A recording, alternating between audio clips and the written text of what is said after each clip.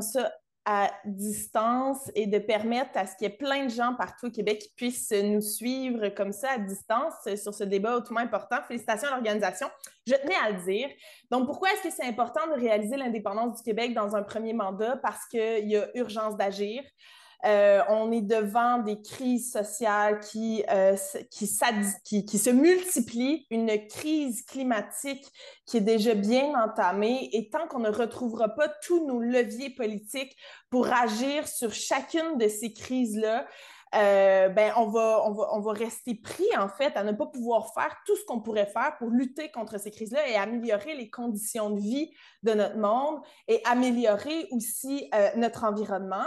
Et l'indépendance du Québec, moi, j'aime en parler comme un outil pour rapprocher le pouvoir du monde. Donc, c'est un projet qui est essentiellement démocratique. Et pour moi, c'est aussi un antidote au cynisme. Et ça, moi, ça, c'est quelque chose qui me préoccupe énormément en dehors des crises. C'est le désintérêt de plus en plus grandissant de la population québécoise à l'égard des instances politiques. Et donc, il faut retrouver du sens avec la politique, et c'est ce que ça va nous permettre de faire l'indépendance du Québec, en rapprochant le pouvoir du monde, en misant sur la participation citoyenne, et que les gens, quand ils prennent la parole sur un enjeu, quand ils veulent prendre une position, que ça se traduise en gestes, qu'ils ont l'impression d'avoir du pouvoir sur le développement de leur communauté, sur le développement économique, sur le développement social, qu'ils retrouvent du pouvoir sur leur vie. Ben ça peut devenir un puissant moteur d'engagement. Et c'est pour ça que en misant sur notre autonomie, notre souveraineté politique, ça va nous permettre de décliner cette souveraineté-là à l'échelle des villes, à l'échelle des municipalités, des MRC, donc de rapprocher, faire descendre des compétences, rapprocher le pouvoir du monde. Et donc, moi, je trouve que c'est essentiel d'y arriver dans un premier mandat, aussi pour ces raisons-là. Et j'aimerais ajouter...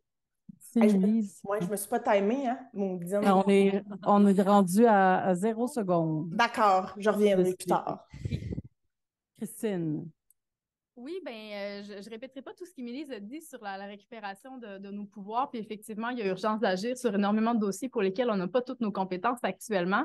Mais je vais insister sur l'importance de vraiment lancer le processus d'Assemblée constituante le plus tôt possible quand on va former le gouvernement, parce que c'est un processus qui est long. Hein. Le mécanisme d'accès à l'indépendance que Québec solidaire a choisi, c'est l'Assemblée constituante. Ça veut dire qu'il faut déposer un projet de loi. Donc, il faut le préparer. Après ça, il faut l'étudier.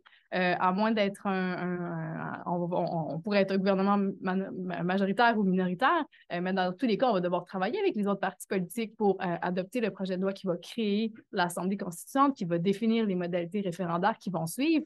Et puis moi, je ne peux pas imaginer qu'on fasse ça sous bâillon. Donc, clairement, il va falloir travailler avec les autres. Ils ne nous feront pas nécessairement de cadeaux. C'est un processus qui pourrait être assez long. Le processus de consultation en lui-même à travers le Québec, qui va impliquer toutes les communautés, le processus de rédaction de cette constitution-là qui va être soumise à référendum, c'est un processus qui est long. Donc, c'est d'autant plus important de l'amorcer dès le tout début d'un mandat de Québec solidaire pour qu'on puisse s'assurer d'y arriver avant la fin à ce référendum-là. Et donc, c'est là-dessus que je voulais insister. On va faire face à des gens, quand on va être au pouvoir, qui ne seront pas nécessairement encore des alliés pour le processus d'Assemblée constituante. Il va falloir se les rallier pour que ça fonctionne bien, puis pour qu'à la fin, on le gagne, ce référendum-là. Donc, il va falloir les impliquer dans le processus, puis ça va prendre un certain temps. Il faut aussi bien commencer le plus tôt possible. Merci. Il reste 23 secondes au moment de l'arrêt.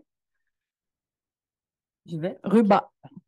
Bonjour tout le monde. Donc, nous, en Québec solidaire, ça a toujours été clair. Là, dès le début, il n'y a pas une seule élection. On n'a pas dit que dès le premier mandat, il va y avoir le premier projet de loi qui va être déposé. Ça va être une loi pour l'Assemblée constituante pour mener à l'indépendance du Québec.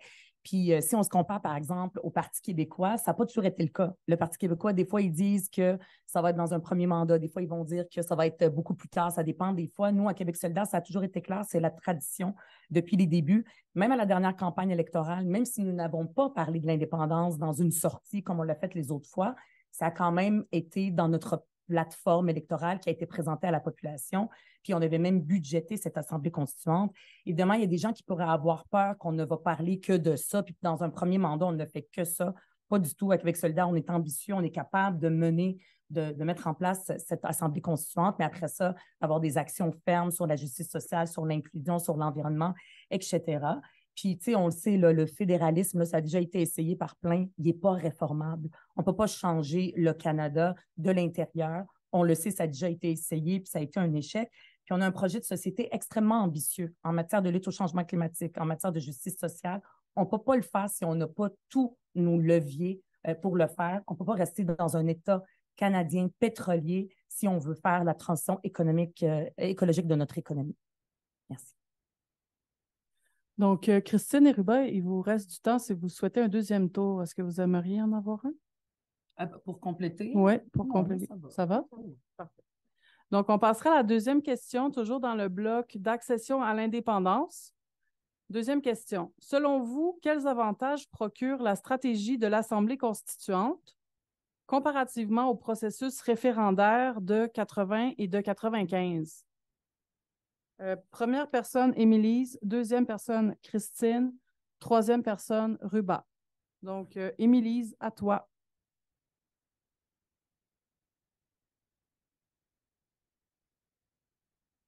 Émilise? Excusez, on a une petite gestion de micro. Alors, il n'y a pas de problème. Ce qui distingue l'Assemblée constituante et qu'est-ce qui représente un grand avantage, à mon avis, c'est que la population, elle est partie prenante de la démarche. Puis quand on implique comme ça la population tout au long du processus, ben, c'est bien plus facile après d'endosser le résultat et de devenir des relais aussi du projet de constituante qui va être, de constitution même, qui va être élaboré. Donc, on est vraiment à des lieux là, du référendum, en ce sens où la population, elle est partie prenante. Puis je pense que dans toutes les sphères de la société, en fait, c'est toujours gagnant quand la population fait partie de la démarche. Et ce que je voulais dire tout à l'heure, là, je pense qu'il me reste quelques secondes, c'est de dire qu'il ne faut pas attendre d'être rendu au pouvoir pour parler de cette démarche-là. Il faut en parler dès maintenant pour tout de suite semer des graines. Il y a beaucoup d'éducation politique à faire sur cet enjeu-là, sur le projet de constituante. Donc, c'est dès maintenant que Québec solidaire doit se prononcer plus favorablement et plus régulièrement sur cet enjeu. Merci. Christine. Oui, bien, je pense que ce processus-là d'Assemblée constituante, le principal avantage qu'il a, c'est de soumettre un réel projet aux gens. Puis on sait que les derniers référendums, ils se sont perdus parce qu'il y a eu énormément de désinformation. Il y a eu énormément de craintes qui ont circulé sur ce serait quoi ce pays du Québec, quels seraient les droits des minorités, par exemple. Il y a eu toute une série de craintes comme ça qui ont circulé dans la population. Puis je dois dire que je comprends pourquoi les gens se posaient des questions par rapport à ça. Moi-même, ça me rassure de savoir que notre démarche d'accès à l'indépendance, c'est de définir d'avance c'est quoi la constitution de ce pays qu'on veut fonder ensemble.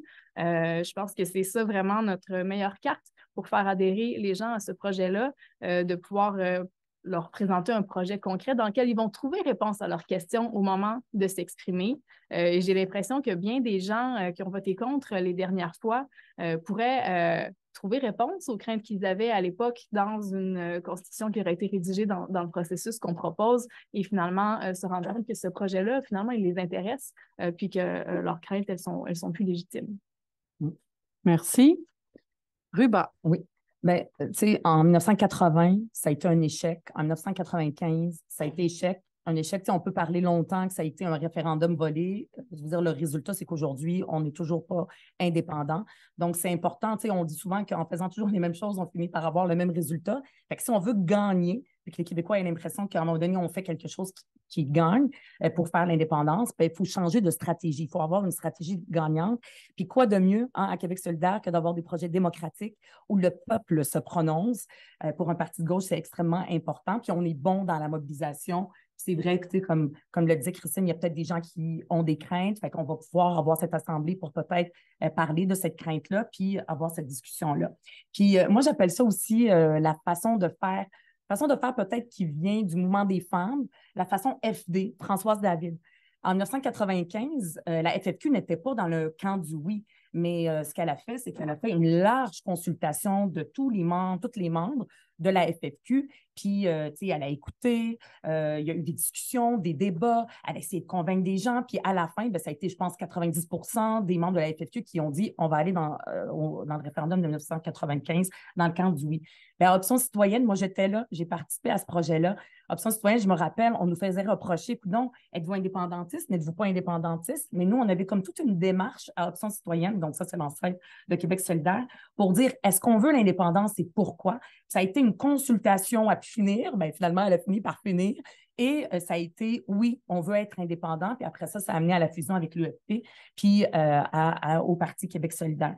Donc, il faut que ce soit la même démarche féministe, la façon FB de faire l'indépendance, c'est-à-dire de consulter largement la population, de la mobiliser, puis après ça, de dire pourquoi, puis qu'est-ce qu'on va faire avec cette indépendance. Il n'y a rien de plus beau qu'une démarche démocratique pour devenir un pays. Merci. Émilise et Christine, est-ce que vous voulez des droits de réplique? Oui. Oui, ben, attendez. C'est Émilise en premier.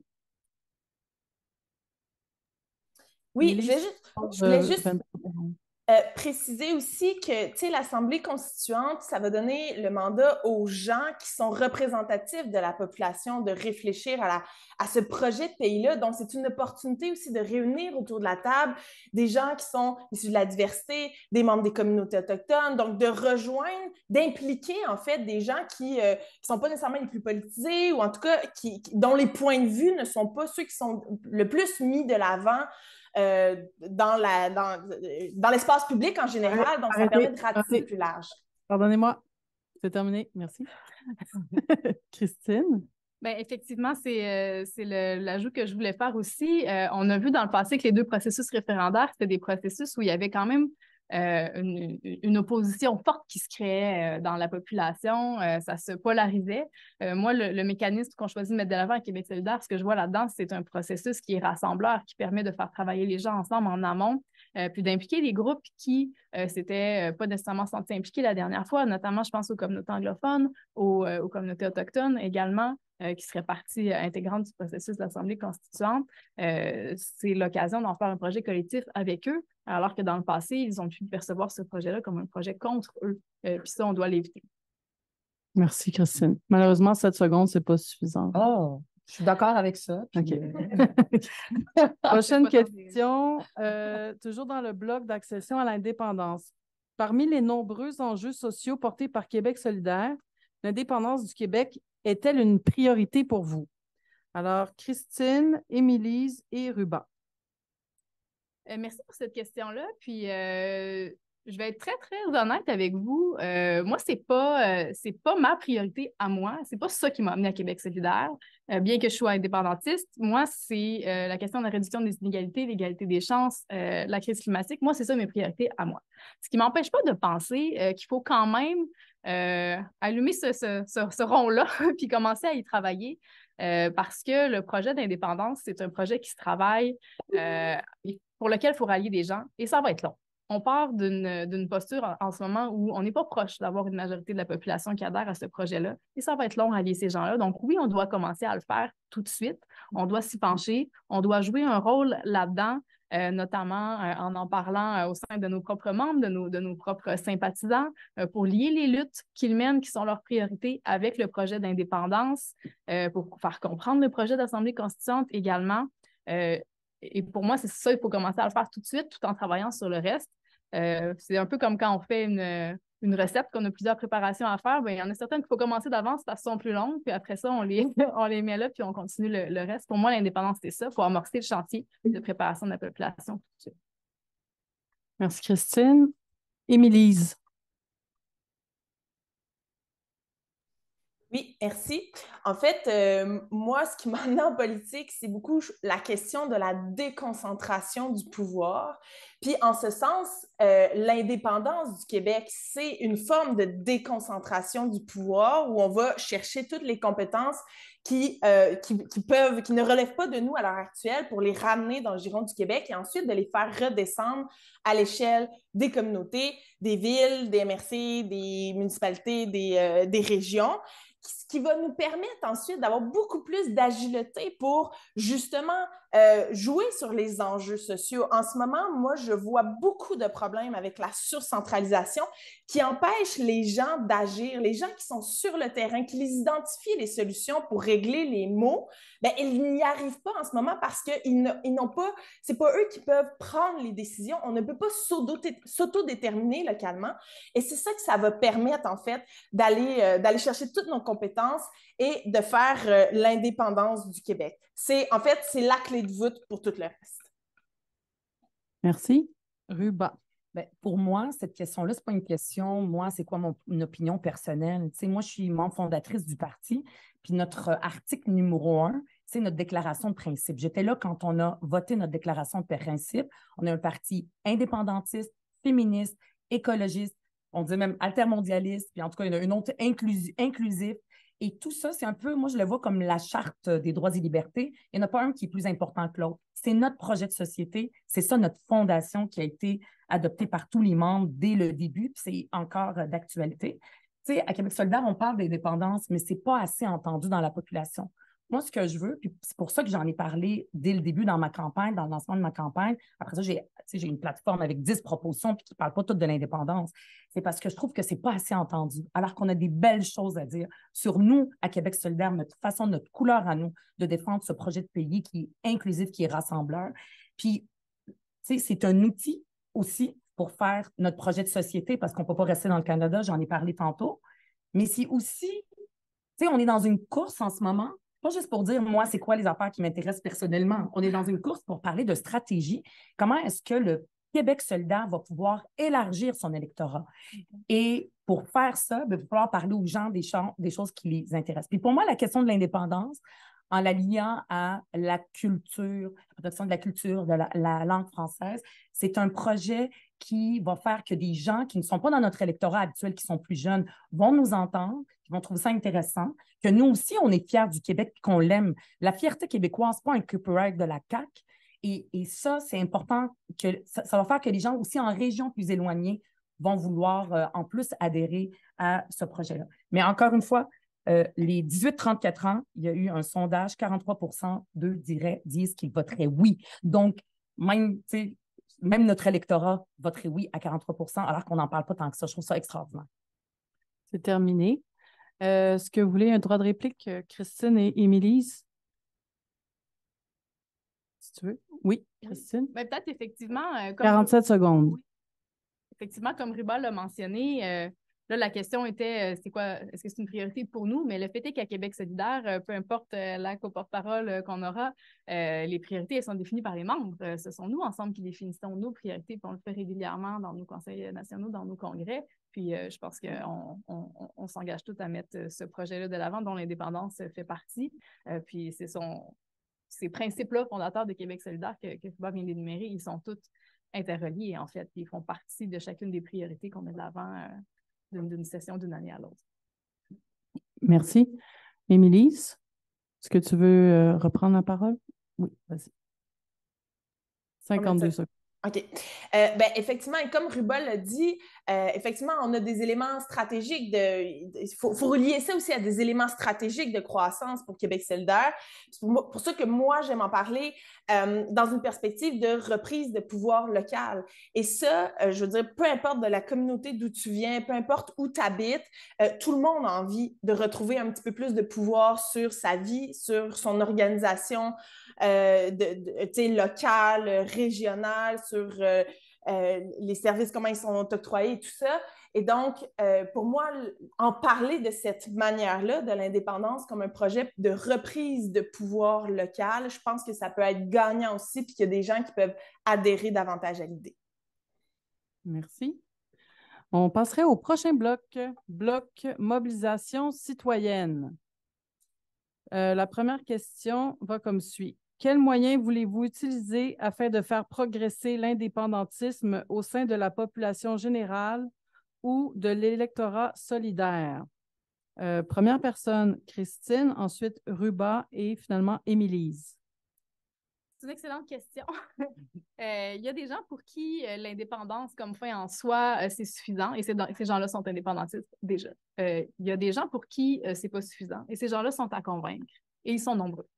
Et j'en ai fait partie longtemps, moi-même, de ces gens-là, puis je ne m'en cacherai pas, je n'ai pas toujours été indépendantiste. Le chemin pour le devenir, je l'ai fait. Je l'ai fait en liant cet enjeu-là à des luttes qui me tenaient à cœur, moi, personnellement, en particulier la lutte environnementale. À force de me pencher sur la question, je l'ai bien vu que les leviers, on ne les avait pas tous au Québec. Et puis, si c'est une priorité pour moi, l'environnement, eh bien, j'ai besoin de l'indépendance pour cette lutte-là. J'ai besoin de l'indépendance pour qu'on puisse avoir tous nos pouvoirs pour le fleuve, par exemple, parce que c'est pas le Canada qui va nous laisser gérer le fleuve comme on le veut. La même chose avec le transport interprovince, les pipelines. On ne réussira jamais à arrêter un pipeline de passer sur le territoire du Québec. Si le gouvernement fédéral décide de nous en passer un sur le corps, ils peuvent. La Cour suprême leur a confirmé qu'ils pouvaient. Donc, on a besoin de l'indépendance absolument pour ça. Et je pense que c'est ça la meilleure manière de faire adhérer les gens qui ne sont pas encore indépendantistes à ce projet-là, c'est de lier l'indépendance et les pouvoirs qu'on peut aller chercher à leur lutte à eux, à elles, que ce soit en environnement, que ce soit en matière de protection des minorités, d'inclusion en immigration, protection de la langue même, à tout niveau, il y a des raisons d'être indépendantiste. Puis, c'est un effort qu'on doit faire à Québec solidaire, de lier ces luttes-là pour faire franchir le chemin aux gens. Puis je pense que c'est une bonne personne pour réussir à faire ça parce que je sais d'où on part quand on est soit indifférent ou même contre l'idée d'indépendance. Et je sais que ce chemin-là, on peut le franchir. Merci.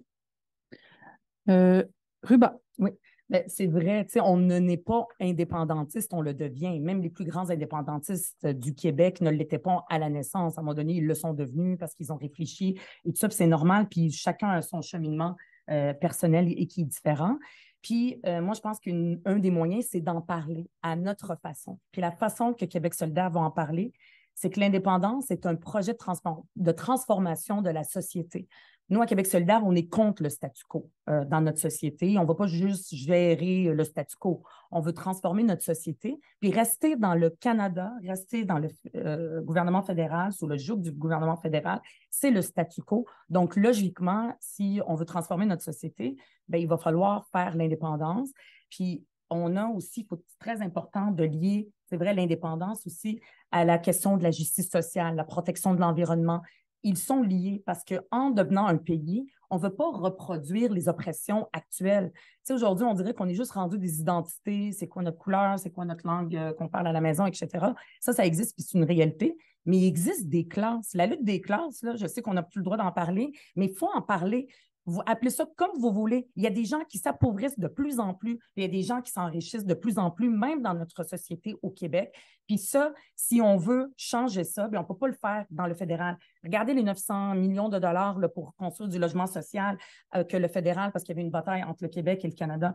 Mais pendant ce temps-là, ces logements-là ne se construisaient pas. Là, finalement, ils viennent d'être libérés, ces 900 millions de dollars qui sont notre argent. Fait que voilà une façon de lier la question de l'indépendance à la question de la justice sociale, puis fait que les moyens, c'est d'en parler de façon concrète. Qu'est-ce que ça va changer dans votre quotidien sur la question de la logement, sur la question de la justice sociale, sur la question de la qualité de l'air, toutes les questions, sur les questions qu'on ne va pas avoir un pipeline pour avoir le pétrole sale du Canada. C'est comme ça qu'on va convaincre le plus de monde.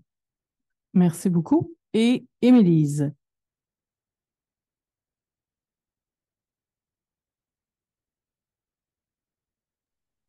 Oui, très bon. En fait, évidemment, je pourrais faire beaucoup de millages sur ce que Christine et Ruba viennent de dire, sur l'idée de lier ça avec ce que les gens connaissent ou avec les préoccupations premières des gens. Il y a toujours une réponse indépendantiste qu'on peut fournir. Donc, de lier ça à ce que les gens connaissent, c'est la meilleure chose à faire pour ouvrir cet espace-là. Ensuite, Ruba a remis de l'avant cette idée que Québec solidaire, c'est un projet c'est un parti qui veut transformer le Québec. Et ça, pour garder cet esprit-là bien vivant à Québec solidaire, je pense qu'il va falloir aussi renouer avec des grandes campagnes sur les idées. Et donc, d'être capable de nous projeter à moyen, long terme avec cette vision-là d'un pays, Je pense que ça, c'est fondamental. Et c'est peut-être un des avantages que nous avons en étant un gouvernement en attente, c'est d'être capable de parler comme ça à moyen et long terme sur des campagnes d'idées de transformation de la société québécoise. Et moi, je pense qu'il faut garder ça bien vivant à Québec solidaire le plus possible. Merci. Donc, à moins que vous demandiez de droit de réplique, je vais cesser de le proposer pour économiser du temps. Merci.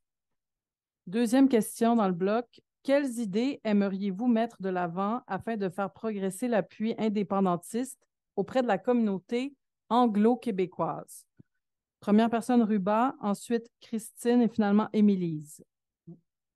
Bien, tout d'abord, en fait, en continuant à avoir ce discours ouvert quand on parle de l'indépendance du Québec, inclusif. C'est dans notre programme, la communauté historique anglophone, ses droits sont inaliénables, on ne peut pas les changer, puis on veut les garder. Ça, c'est extrêmement important, puis on l'a toujours fait, puis il va falloir qu'on continue à le faire. Puis, tu sais, il y a des anglophones indépendantistes, ils existent, j'en ai déjà rencontré, peut-être que vous en avez aussi rencontré, mais en même temps, pendant que je dis ça, je veux dire, je ne veux pas parler, être dans l'illusion. Je sais que c'est difficile, que ce ne sera pas facile de les convaincre, puis c'est peut-être pas nécessaire de les convaincre absolument et tout ça. Il faut juste comme parler de l'indépendance de la façon ouverte et inclusive dont on en parle, puis leur dire, les rassurer sur leurs droits. Puis une façon aussi peut-être de le faire, c'est d'investir un petit peu plus, mais peut-être les médias anglophones. J'ai fait, durant l'été, en lien avec la course, il y a comme eu un portrait de moi dans un média anglophone, un long article, The Rover, et peut-être que, tu sais, d'aller là, de leur parler. Puis là, je leur disais, c'est écrit « An immigrant in the National Assembly ». C'est tout en anglais. Puis peut-être que les gens vont dire, tu sais, c'était très, très clair que je suis indépendantiste et pourquoi et tout ça.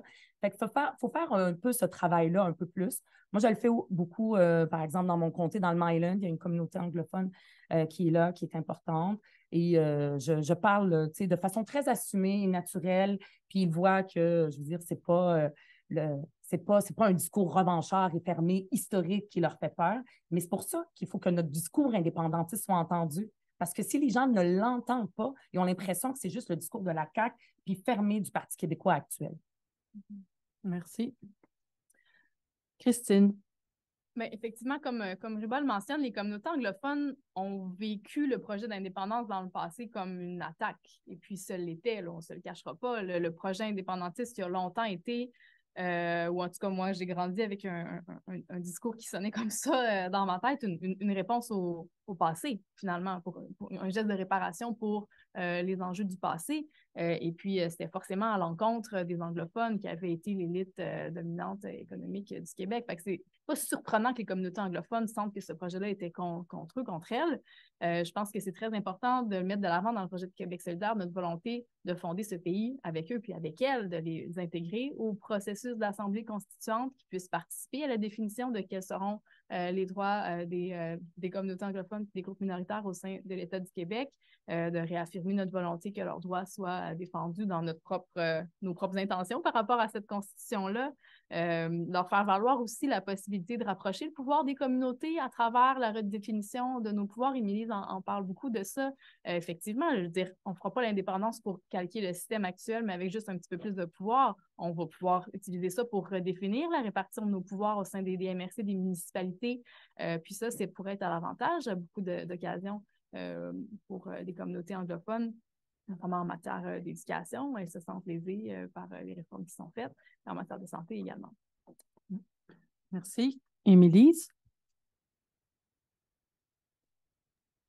Mais je pense que la première chose que je ferais, ça serait d'aller m'asseoir, en fait, avec les communautés anglophones pour savoir c'est quoi les freins, qu'est-ce qui bloque,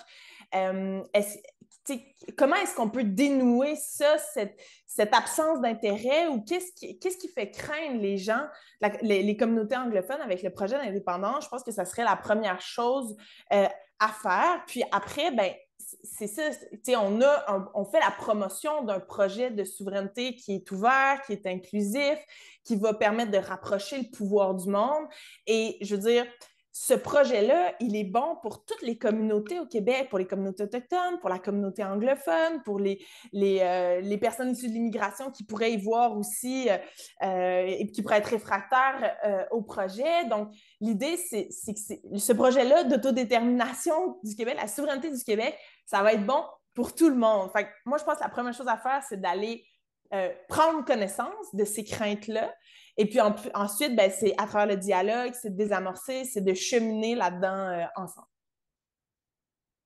Merci. Prochaine question. Dernière question de ce bloc thématique. Comment comptez-vous mobiliser les personnes immigrantes de première génération vers le projet d'indépendance du Québec? Première personne, Ruba, suivie de Christine et enfin Émilise. C'est sûr que pour moi, en tant qu'enfant de la loi 101, qui est né ici, qui a appris le français ici, ça, c'est extrêmement important de sentir que les personnes issues de l'immigration se joignent à Québec solidaire. Moi, c'est pour ça que dans ma plateforme aussi, puis j'ai essayé à quelques reprises, puis je veux profiter du débat pour lancer un appel aux personnes issues des minorités, aux personnes aussi qui sont des minorités visibles, etc., qui se joignent à Québec solidaire s'ils sentent qu'ils partagent les valeurs. Des fois, il y en a qui vont partager toutes les valeurs de Québec solidaire, puis ils disent « Ah, mais je ne suis pas indépendantiste ». Puis, mais je vote pour vous. Moi, je trouve ça extraordinaire que des gens qui ne se disent pas indépendantistes disent on va voter pour Québec solidaire. Moi, je vois le verre à moitié plein. C'est-à-dire qu'ils sont déjà chez nous. Puis moi, j'ai envie qu'il y en ait plus qui soient là puis que ça ne soit pas une crainte. Tu sais, quand on va dans les congrès, les conseils nationaux, c'est quand même, tu sais, la diversité, ce n'est pas énorme dans notre parti. Je le vois, je le constate. Puis j'ai envie, malgré les efforts qu'on fait que je profite de cette course-là pour leur lancer cet appel-là.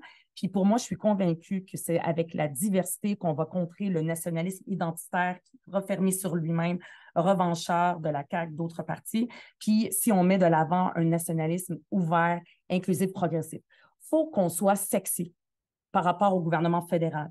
En ce moment, le multiculturalisme de Trudeau, il a l'air bien sexy, puis les immigrants, ils ont envie juste de se jeter dans leurs bras, alors que nous, avec le discours de la CAQ et de M. Legault, même s'il s'est excusé après, qui nous dit que c'est suicidaire d'avoir plus d'immigrants, etc., ce genre de discours-là fait en sorte que ces jeunes-là, qui sont francisés, qui aiment le Québec, qui vivent ici, je parle beaucoup des jeunes immigrants, bien, ils sont comme rebutés par ça.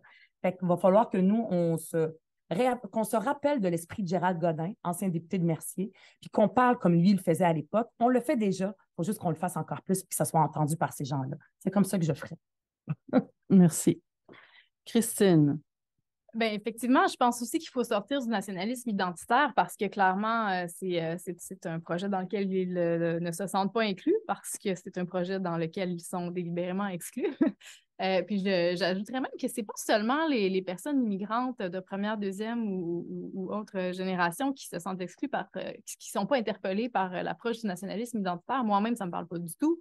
Je pense que la génération des jeunes qui a grandi en côtoyant des personnes issues d'un peu partout à travers le monde, eux-mêmes rejettent le nationalisme identitaire, se sentent pas interpellés par une approche comme celle-là, puis ça fait partie des raisons qui sont nommées pour rejeter le projet d'indépendance, d'ailleurs, chez les jeunes. Donc, clairement, il faut sortir du nationalisme identitaire. Il faut aussi travailler à développer un sentiment d'appartenance au Québec. Ça, on peut le faire à Québec solidaire. L'État du Québec devrait le faire lui-même aussi. C'est quelque chose qui est très peu fait actuellement. Quand je ne pas dit qu'il faut qu'on soit sexy, le gouvernement fédéral, il en met du stock pour développer un sentiment d'appartenance envers le Canada. Si vous avez déjà assisté à une cérémonie d'accès à la citoyenneté, vous en avez peut-être pris connaissance. Pourquoi on n'a pas ça pour le Québec, des cérémonies d'accès à la citoyenneté québécoise? Pourquoi on ne cherche pas à le développer comme nation? Cet accueil-là, ce sentiment d'appartenance aux personnes qui font partie, qui intègrent nos communautés. Donc, moi, je pense que ça fait partie de ce qu'on doit faire. Développer un sentiment d'appartenance. Pour vouloir faire un pays avec le Québec, il faut sentir qu'on fait partie de cette nation-là. Merci. Émilise?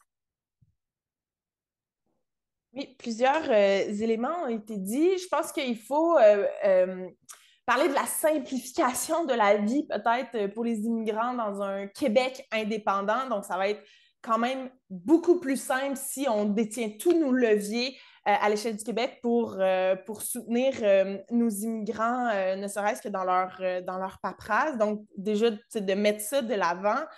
la question, je pense que d'avoir des ambassadeurs, des bons ambassadeurs, comme Ruba est une excellente ambassadrice, une immigrante de première génération qui a embrassé le pays, je pense que ça, c'est formidable d'avoir ça à Québec solidaire. Il faut les multiplier. Ça peut peut-être parfois être plus facilitant. Ça peut permettre de créer des ponts plus facilement. Moi, je le reconnais très bien que Ruba, c'est une excellente ambassadrice et on en a beaucoup au sein de nos membres aussi qui le sont. Je pense que ça peut faciliter. Et comme Christine le dit, développer le sentiment d'appartenance au Québec. Puis oui, à travers des cérémonies d'accueil, mais par chez nous, ce que les organisations locales font pour encourager ce sentiment d'appartenance-là, c'est par exemple, Desjardins va donner un montant si des nouveaux arrivants s'impliquent sur des conseils d'administration ou dans l'offre de loisirs. Ils vont donner aussi un montant d'argent pour soutenir les nouveaux arrivants pour que leurs enfants participent à des activités parascolaires. Pour développer le sentiment d'appartenance, on a besoin de créer du lien. C'est ça qui va aider, du lien avec la communauté d'accueil.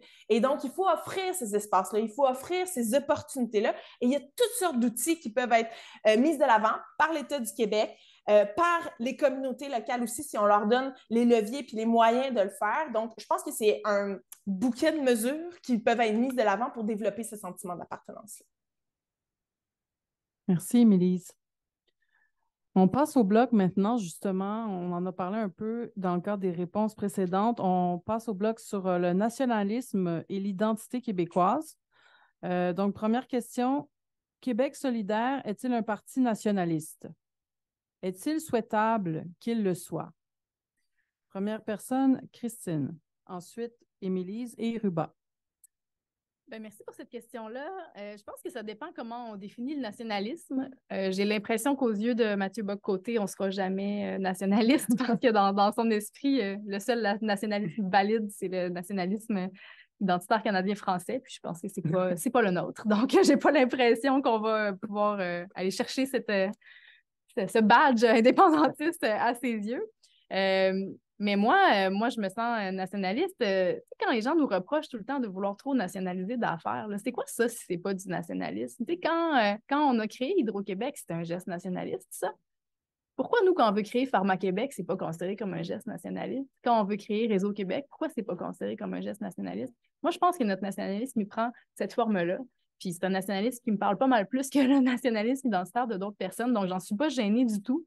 Le fait de vouloir aller chercher plus de pouvoir comme peuple, de se faire confiance pour gérer des grands dossiers comme ceux-là en reprenant le contrôle, en reprenant le contrôle sur notre avenir, moi, je vois ça comme une posture nationaliste également. Je pense qu'on n'a pas à être gêné de cette posture-là qu'on a au niveau du nationalisme.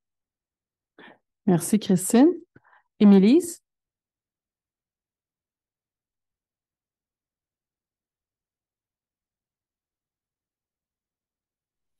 Alors, sur la question du nationalisme, je pense qu'il faut se réapproprier ce terme-là, un peu comme Christine l'a dit, là, tu sais, c'est pas le nationalisme, c'est pas juste la vision de la chose de Mathieu Bock-Côté, comme elle a dit. Donc, il faut se réapproprier ce terme-là. Puis pour moi, le nationalisme, c'est la volonté d'exister d'un peuple.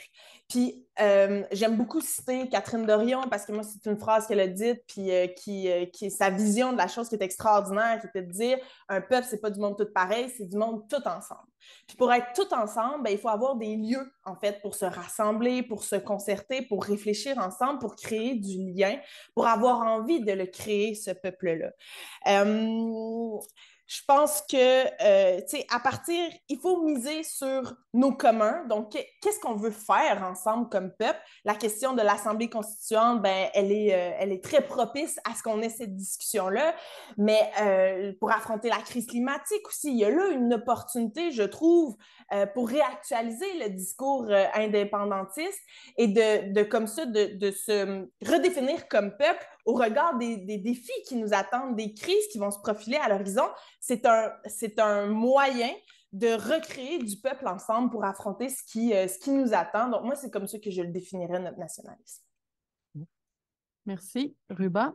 Ben, moi, c'est de la musique à mes oreilles, ce que Christine et Émilie disent. Il faut se réapproprier, oui, le mot nationalisme qui fait peur.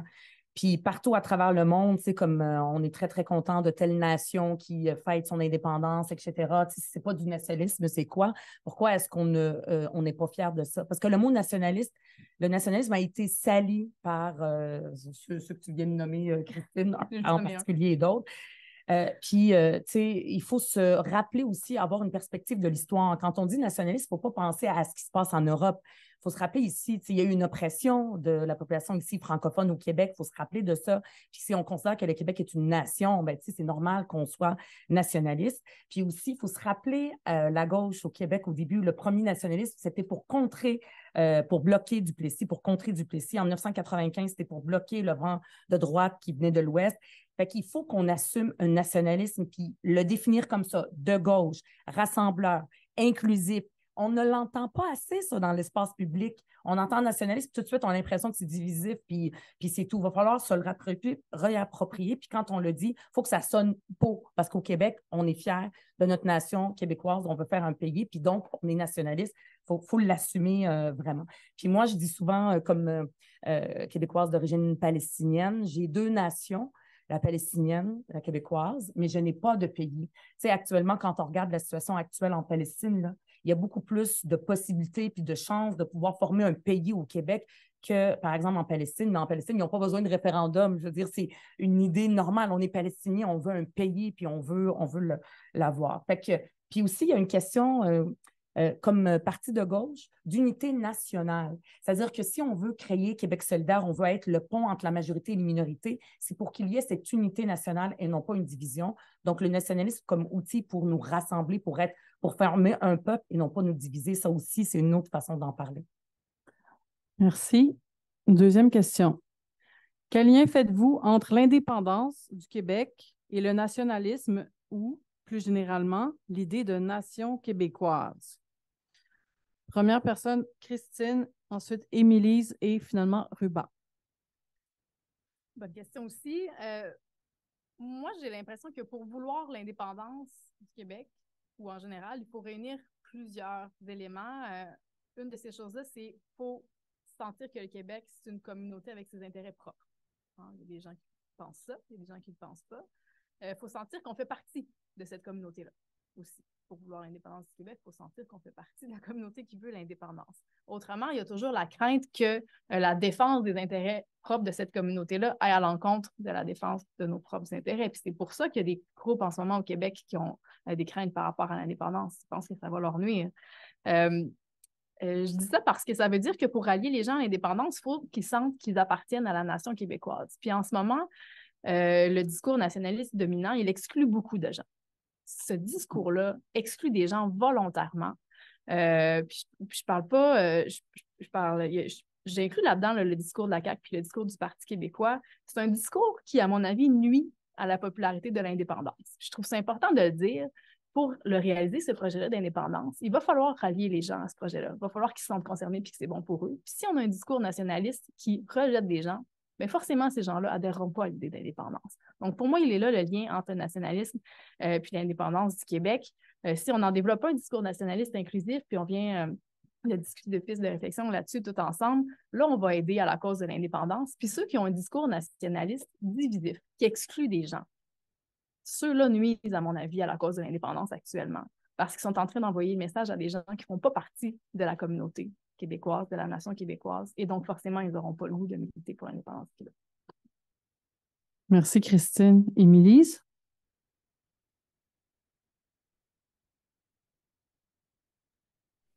Oui, évidemment qu'il y a un lien entre le nationalisme et l'indépendance du Québec.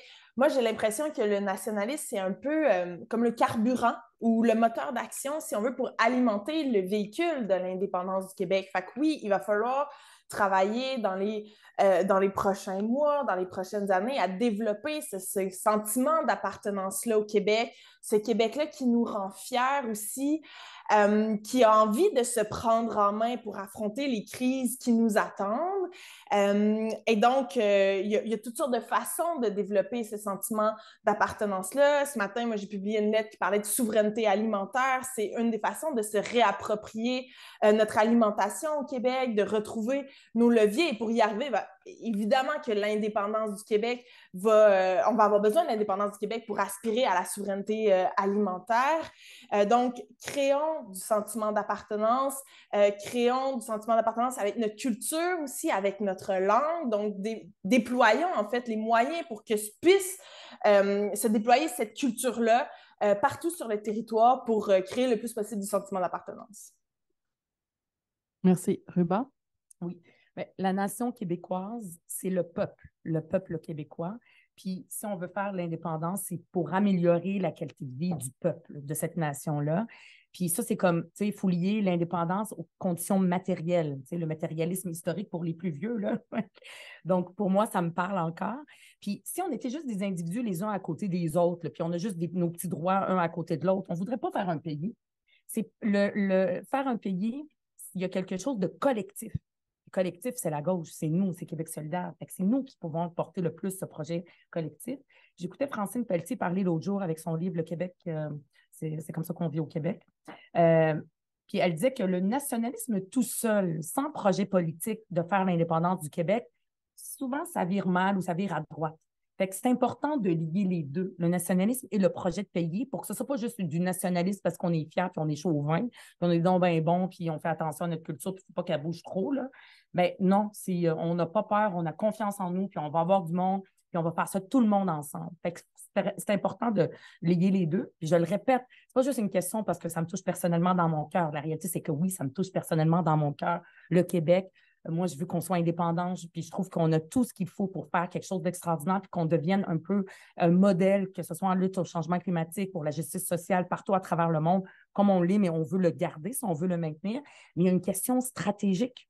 Il y a une question stratégique. Les gens, ils ont l'impression, à Québec solidaire, qu'on ne défend que les minorités, puis on s'en fout de la majorité, alors que ce n'est pas vrai. Puis pour faire mentir ça, il va falloir parler plus de notre vision, qui est créer les ponts entre la majorité et les minorités pour qu'on fasse un peuple commun, tout le monde ensemble. Puis ça, c'est pour ça que je dis que c'est une question stratégique, parce que ça va attirer des gens plus vieux qui ne votent pas pour nous, qui sont dans des régions plus éloignées, où ils veulent avoir des immigrants pour la vitalité de leur région, mais peut-être qu'ils ne savent pas, ils ont peur pour la nation québécoise qui... Ouais, là, j'ai juste une seconde. Je m'emporte d'habitude, je parle longtemps là, de ces sujets-là. Oui, bien, tu vas pouvoir continuer parce que c'est toi qui commences la prochaine question. Question 3. Quelles actions concrètes pourrions-nous poser afin d'approfondir l'aspect interculturel de l'identité nationale? Donc, en premier, Ruba, ensuite Émilise et enfin Christine. Bien, l'interculturalisme, pour que les gens le sachent, je pense qu'on sait, c'est qu'il y a un socle commun. Je parlais avant qu'on n'est pas juste des individus les uns à côté des autres. Ça, c'est le multiculturalisme. Puis c'est pas grave là, si on s'intéresse à notre voisin ou pas, on s'en fout. On vit tout selon nous ce qu'on a envie de vivre. Alors que l'interculturalisme, on a un socle commun et qui est historiquement la langue française, la culture québécoise qu'on partage, par exemple, souvent dans l'éducation. Moi, comme enfant de la loi 101, j'ai été à l'école publique au Québec dans une classe d'accueil où est-ce que j'ai appris pas juste la langue, j'ai pas juste appris à conjuguer mes verbes et tout ça, la langue très, très difficile française, mais j'ai appris aussi à chanter Félix Leclerc, j'ai appris la culture québécoise. Puis ça, après ça, quand je rentrais à la maison, bien, ça se passait en arabe, là. Moi, quand je suis encore avec mes parents qui habitent à Laval, c'est en arabe qu'on se parle. Là, moi, je n'ai pas d'enfant, mais on essaye d'inculquer ça à mes neveux, nièces, ça ne marche pas trop, mais bon, ça fait très, très mal à mes parents. Mais là, je m'écarte. Donc, c'est ça, c'est l'aspect collectif de l'interculturalisme, d'affirmer le caractère français. Puis moi, j'ai envie, tu sais, c'est un peu aussi la façon aussi de voir, de ne pas sentir que notre culture ou la langue française va être affaiblie par les autres cultures. Au contraire, elle va juste être transformée. La façon qu'on parle le français peut être transformée. Il n'y a que du beau qui peut arriver là, à une seule condition, que ceux qui viennent de l'extérieur, de l'étranger, qu'on les inclue, qu'ils se sentent inclus et qui se sentent appartenir à la société québécoise. Puis il n'y a pas aucun autre parti de Québec solidaire qui peut faire ça. Merci. Émilise?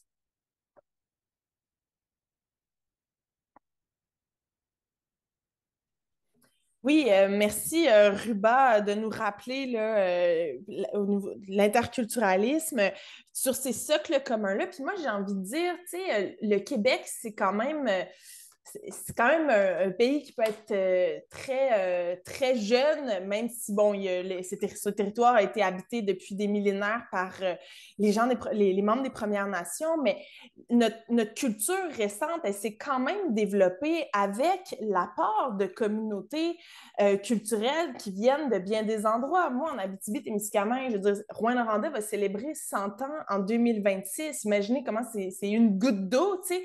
Et Rouyn-Noranda, c'est fondé avec l'apport de communautés qui ont tellement été importantes dans nos grandes luttes communes.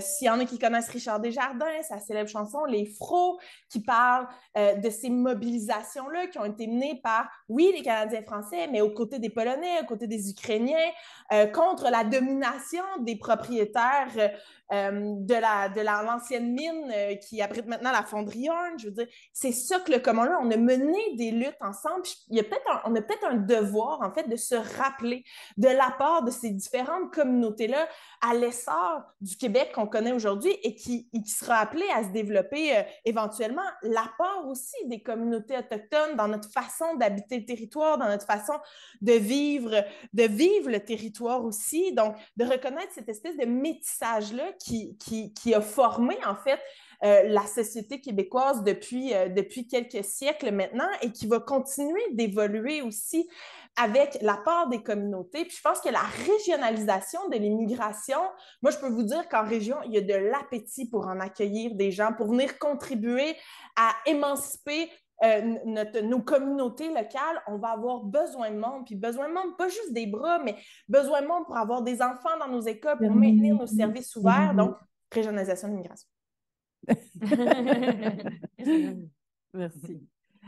Christine. On parle de gestes concrets. Je pense que quelque chose qui va être important, c'est de mettre à jour le récit historique du Québec. C'est quoi la nation québécoise? C'est quoi notre récit historique? Faire de la place dans ce récit national-là aux autres cultures qui ont contribué. Puis Émilie en a donné un élément. Les communautés autochtones, les communautés noires. Je veux dire, il y a encore des personnes noires qui sont ici depuis des générations, qui se sont demandé d'où ils viennent. Puis ça surprend encore les gens d'apprendre qu'il y a eu des communautés noires ici depuis des siècles. Je veux dire, tu sais, c'est pas normal. Dans la communauté des historiens, ça se sait très bien, mais dans la population générale, c'est pas bien connu encore. Je pense qu'il y a énormément de place pour intégrer dans notre récit national toutes les vagues d'immigration également. Puis pas juste en rajoutant des encadrés dans les manuels scolaires. Là. Je veux dire, ça, c'est fait déjà. Là. En tout cas, on le souhaite. Il ne faut pas juste que ça passe par l'éducation parce que ça va être trop lent comme mise à jour de notre récit collectif. Bien sûr, ça doit passer par l'éducation, mais c'est quelque chose qu'on doit faire aussi dans l'ensemble de l'espace public, avec la toponymie, avec les monuments qui sont un peu partout dans notre communauté, pour s'assurer que ce n'est pas juste les jeunes qu'on intègre dans le récit, qu'ils apprennent la participation de toutes les autres communautés à l'histoire du Québec. Tout le monde doit s'approprier cette histoire-là, puis on doit transformer notre récit national. Tu sais, Riba, je t'entendais nommer Félix Leclerc, puis effectivement, on a des auteurs qui sont des classiques dans la culture québécoise, mais pour moi, Kim Thuy, Dany Laferrière, Caroline Dawson, c'est aussi des artistes, des auteurs qui font partie de notre nation. Puis je sais que tu es d'accord avec moi, je ne suis pas une... Mais ça, il faut l'intégrer. Il faut l'intégrer aussi à notre discours. Fait que moi, je pense que c'est ça la manière la plus concrète de rendre notre récit historique, culturel plus cohérent avec la réalité, en fait. Parce que la majorité des gens au Québec, c'est pas ça qu'ils ont appris. Merci. Donc, on entame le dernier bloc de ce soir avant les questions du public. Souveraineté et progressisme.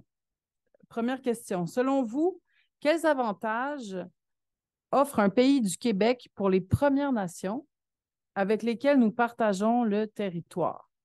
Donc, en premier, Émilie, ensuite Ruba et finalement Christine.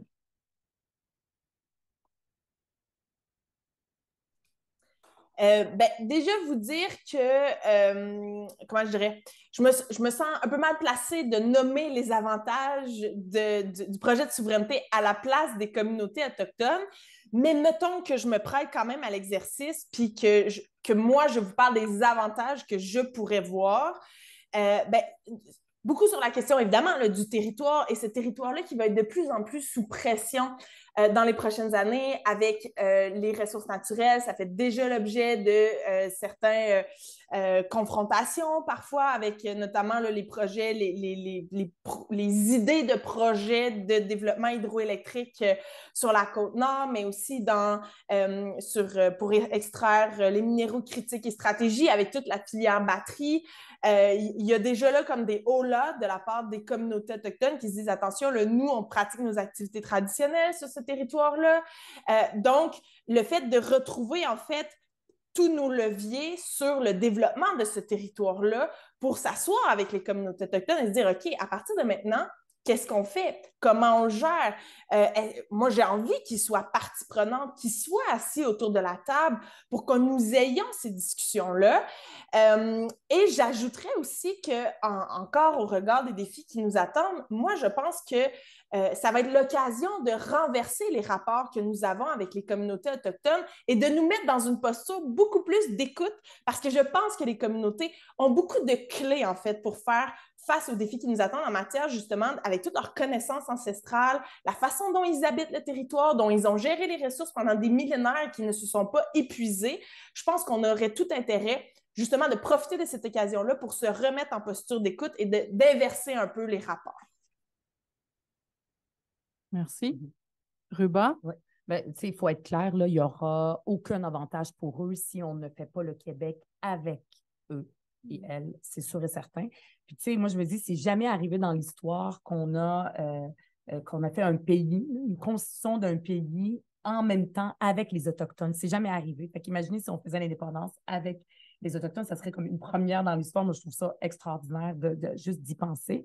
Puis, tu sais, c'est facile on peut dire, on pourrait les inclure et tout ça, ça va être facile. Il y a quand même une méfiance à cause du colonialisme qui a eu lieu dans le passé au Canada, au Québec. Puis, il y a une méfiance qui existe, puis on le sent. Tu sais, rebâtir la confiance là, avec les peuples autochtones, c'est pas facile. C'est une démarche qui prend beaucoup, beaucoup de temps. Puis nous, au Québec, quand on dit peuple, on dit le peuple québécois, mais on dit les nations, les peuples. On a écrit un livre, là, les 10 députés, avec deux personnes, Natacha Canapé-Fontaine, puis Michaëla Thérèse, des peuples autochtones, qui s'appelle « Ce qui nous lie » pour protéger l'environnement et nos cultures. Donc, on met ça au pluriel. Fait que c'est la façon qu'on en parle. Puis Manon, vous le savez, elle a fait tout le parcours, en tout cas, des rencontres avec toutes les Premières Nations, les 11, mais aussi toutes les communautés. Puis ça, c'est une première qu'une élue ait fait ce travail-là. Ça, c'est quelque chose que Manon a bâti puis qui doit rester, peu importe qui va être la porte-parole, peu importe si plus tard, qu'est-ce qui va arriver. C'est un héritage important qu'il va falloir qu'on construise ensemble. Puis, tu sais, il va falloir aussi qu'on se fie à ce qui existe, par exemple, de s'appuyer sur la Déclaration des Nations unies sur les droits des peuples autochtones. C'est sur ce genre de déclaration-là que ça marche avec la loi actuelle au Canada, la loi des Indiens ou pas. Il va falloir se fier aussi à cette déclaration-là pour continuer là, à bâtir un pays avec les peuples autochtones. Merci. Christine? Bien, effectivement, c'est aux communautés autochtones de nous dire quels avantages ils veulent y voir de fonder un pays avec nous pour le Québec. L'avantage est surtout le mécanisme que nous, on leur propose de l'Assemblée constituante. C'est la possibilité pour eux de participer à le fonder, ce pays, plutôt que de le subir comme ils l'ont toujours fait dans le passé. Ils pourraient participer à rédiger cette constitution-là plutôt que de subir une constitution qui est colonialiste. Participer à définir ensemble la répartition des pouvoirs, peut-être à protéger leur langue, par exemple, parce que c'est des revendications qui sont importantes dans les communautés autochtones actuellement, la protection de leur langue qui sont en extrême péril actuellement. Moi, je vois des possibilités à travers à travers l'Assemblée constituante de veiller à ces enjeux-là, mais à eux et elles de nous dire quels avantages ils veulent y voir. Merci. Prochaine question. Quelle importance accordez-vous au projet d'indépendance dans la réalisation des objectifs solidaires en matière de protection de l'environnement et de lutte au changement climatique? Émilise, Christine et Ruba.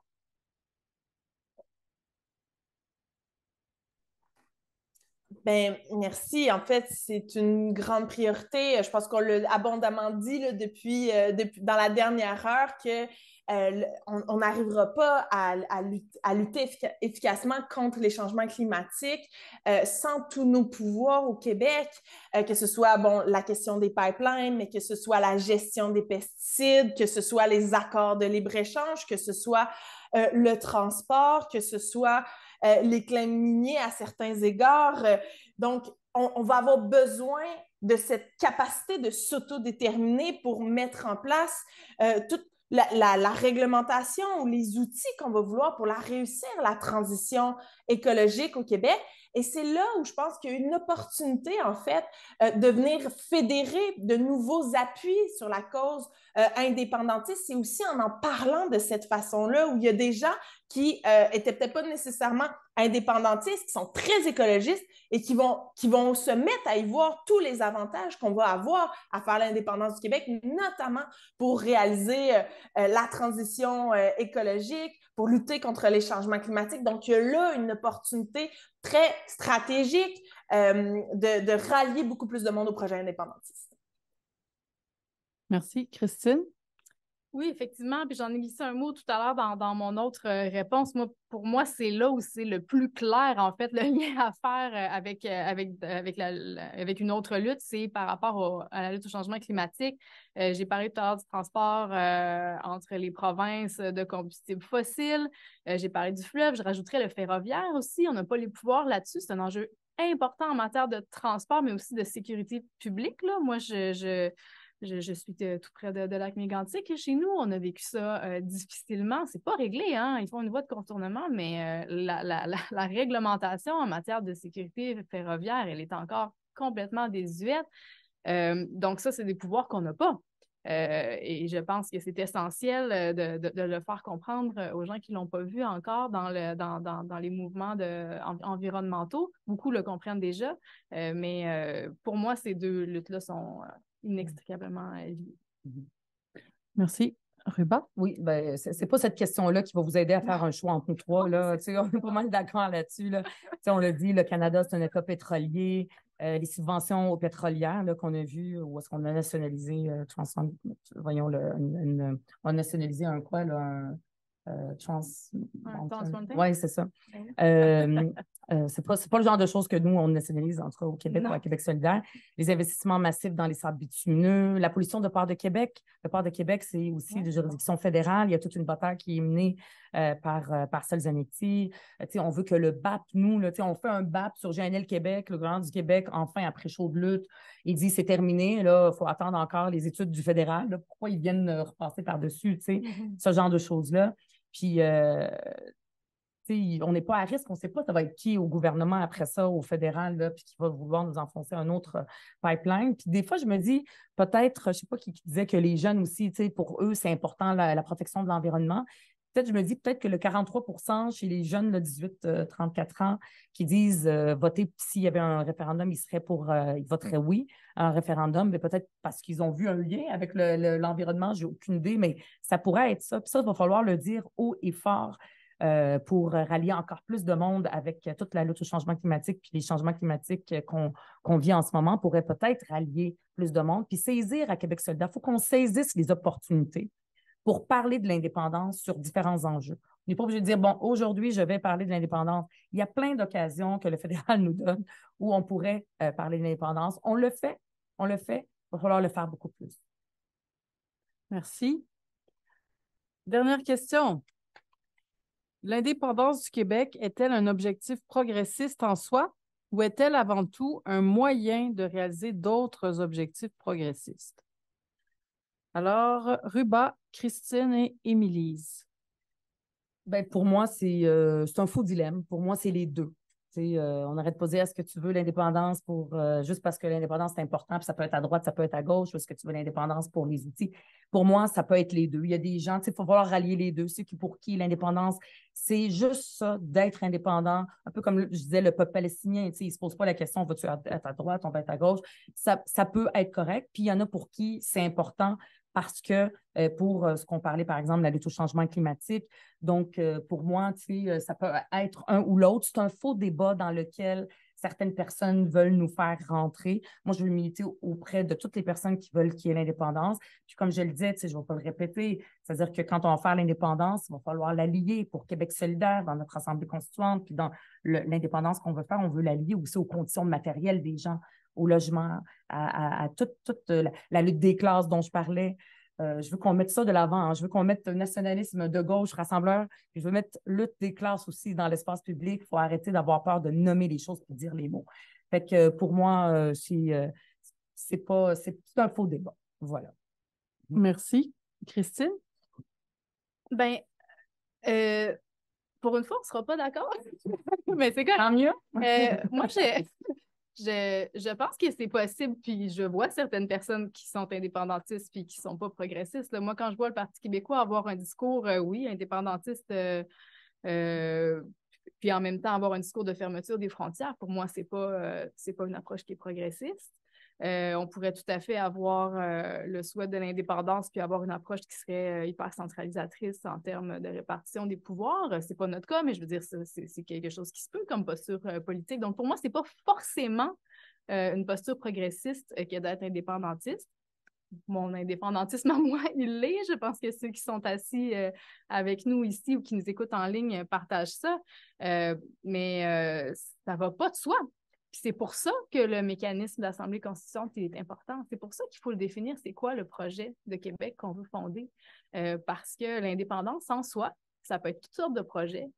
Puis moi, je ne veux pas d'un Québec indépendant qui va se replier sur lui en fermant les frontières ou qui va répartir les pouvoirs en les centralisant. C'est pas mon souhait. Merci, Christine. Émilie?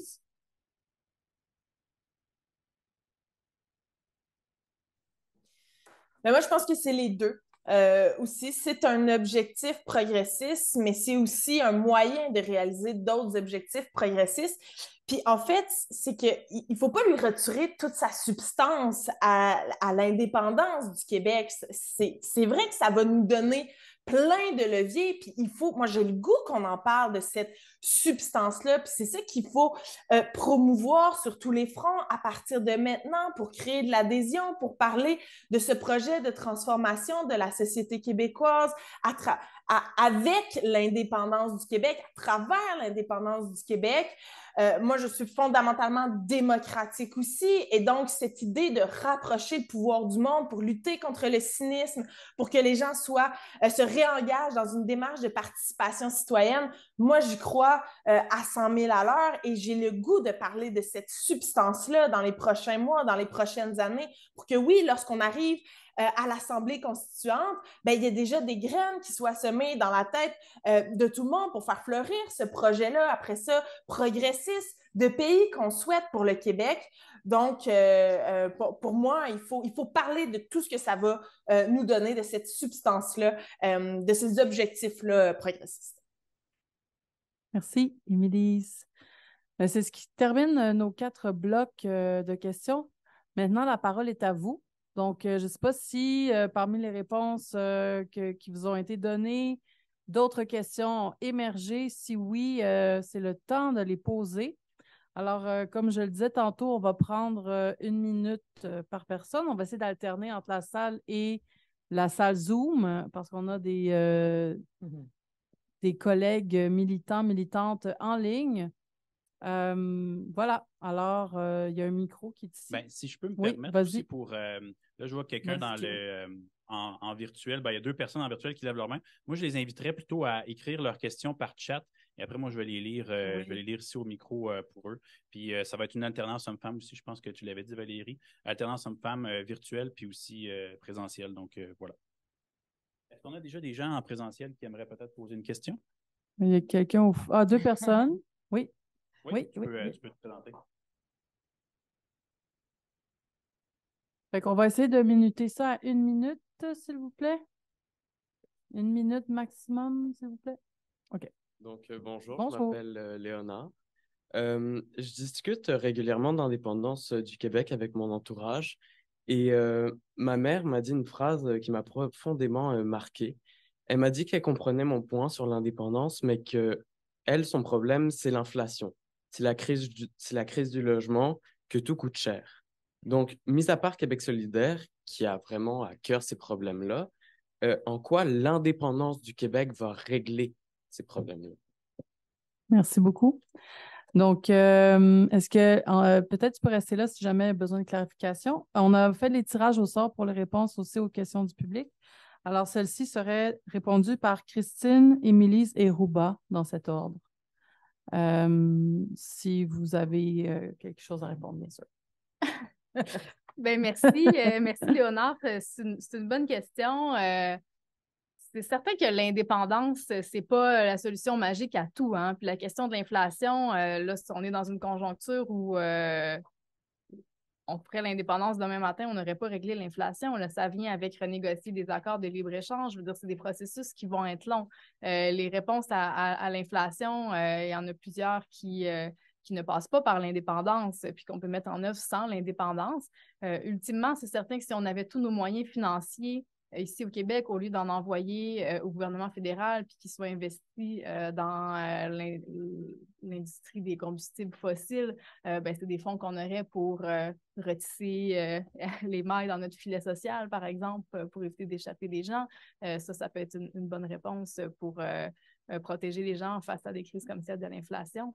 Mais il n'y a pas de formule magique là, qui ferait que l'indépendance du jour au lendemain protégerait mieux les gens contre l'inflation, mais c'est des pouvoirs qu'on irait rechercher qui nous permettraient à moyen terme d'y arriver. Merci. Juste pour le minutage, les candidates au porte-parole ont 2 minutes pour répondre. Okay? Émilise? Oui, ben, évidemment, à l'instar de Christine, là, de retrouver tous nos moyens financiers pour agir sur les compétences que nous possédons déjà, mais sur justement la question du filet social, renégocier les accords de libre-échange. Évidemment que ça, c'est fondamental aussi. Moi, je dirais, tu sais, l'inflation, il y a un lien à faire aussi avec la crise environnementale. Je veux dire, il y a des sécheresses dans le monde qui frappent partout, qui fait augmenter le coût des denrées alimentaires, qui fait augmenter le coût du transport parce que dans le canal de Panama, on peut faire passer moins de paquebots parce que le niveau de l'eau baisse. Donc, juste, là, on est dans des long shots, là, j'en conviens, mais éventuellement, pour se réapproprier du pouvoir local, de miser sur notre résilience aussi collective, donc de se réapproprier des savoir-faire, de miser sur l'autonomie alimentaire, l'autonomie manufacturière, il va falloir retrouver tous nos leviers et faire l'indépendance du Québec. Là, j'en conviens que ça ne réglera pas la crise demain matin, mais il faut être capable de parler de ces choses-là et de donner ces images-là, de faire la promotion de ces idées-là à l'ensemble de la population québécoise parce que l'inflation, moi, je ne suis pas convaincue je veux dire, avec les crises qui nous attendent, il va y avoir des impacts partout. Donc, prévenons en soyant le plus résilient possible avec l'indépendance du Québec. Ben, c'est ça. Tu peux dire à ta mère, Léo, que faire l'indépendance du Québec, c'est pas ça qui va régler l'inflation nécessairement. On peut mettre en place des mesures maintenant. Tu sais, à Québec solidaire, on s'époumonne. À chaque semaine, on a une question qu'on pose à l'Assemblée nationale sur comment régler ça, que ce soit, par exemple, les services de garde dans les écoles qui coûtent extrêmement cher alors que c'est l'école publique, sécurité alimentaire aussi. Tu sais, il y a plein de la crise du logement, il y a plein de mesures qu'on peut mettre en place maintenant. Après ça, comme le dit un petit peu, je pense, Émilise, c'est-à-dire qu'on a des leviers qu'on n'a pas en ce moment.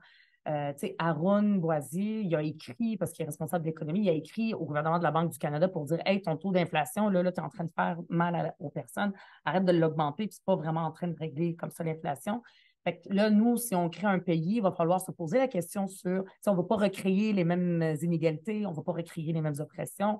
Donc, on va se dire, ça va être quoi le pouvoir des banques? Tout ça, ça va être réfléchi aussi au Québec. Comment est-ce qu'on veut que le grand capital, si je peux parler en ces termes-là, va continuer à mener nos vies? Fait que ça va être redéfini par une assemblée constituante et c'est déjà comme dans notre programme. Fait qu'il va falloir aussi réfléchir à ça quand on fait l'indépendance, mais il y a des choses qu'on peut faire actuellement. Ça ne se fera pas par un coup de baguette magique. Ça va prendre la volonté d'un parti politique pour que ta mère arrête de souffrir de l'inflation, par exemple. Merci. Merci. Est-ce qu'on a des questions en ligne, Jimmy? Oui, on a une question en ligne qui va être d'un homme aussi. Donc, okay. Autant pour le présentiel que pour le virtuel, ça va être priorité aux femmes si une femme veut présenter une question. Merci. Donc, question de Julien Gaudreau. Trouvez-vous que QS a mis l'indépendance suffisamment de l'avant lors de la dernière élection? Donc, l'ordre pour cette question, Ruba, Émilise et Christine. Tu sais, je l'ai mentionné un petit peu tantôt, là, la réponse courte, c'est non. Je veux dire, on n'a fait aucune sortie. De la même façon, on ne l'a pas fait aussi sur l'éducation. On n'a pas fait de sortie sur l'éducation. Mais c'est quand même la première fois que c'est arrivé. Toutes les autres fois, même en 2018, si je me rappelle bien, il y a eu une journée, une sortie sur ça va être quoi l'Assemblée constituante, etc. Pourtant, dans la dernière campagne électorale, même si on n'en a pas parlé, c'était écrit dans notre plateforme. Dans notre cadre financier, il y a un journaliste, comme ça a été sorti puis ça a été mentionné, mais que nous, on l'ait mis de l'avant, ça n'a pas été fait suffisamment. Comme moi, j'aurais aimé que ça soit fait, comme j'aimerais que ça se fasse tout le temps, c'est-à-dire d'en parler puis de la lier à notre projet de société. Toujours la lier à notre projet de société, dire que c'est important pour protéger notre langue, notre culture, parce que ceux qui la menacent, ce n'est pas les immigrants, mais ce sont les GAFAM, les grandes multinationales. Parler aussi pourquoi on a besoin de tous nos leviers pour protéger l'environnement.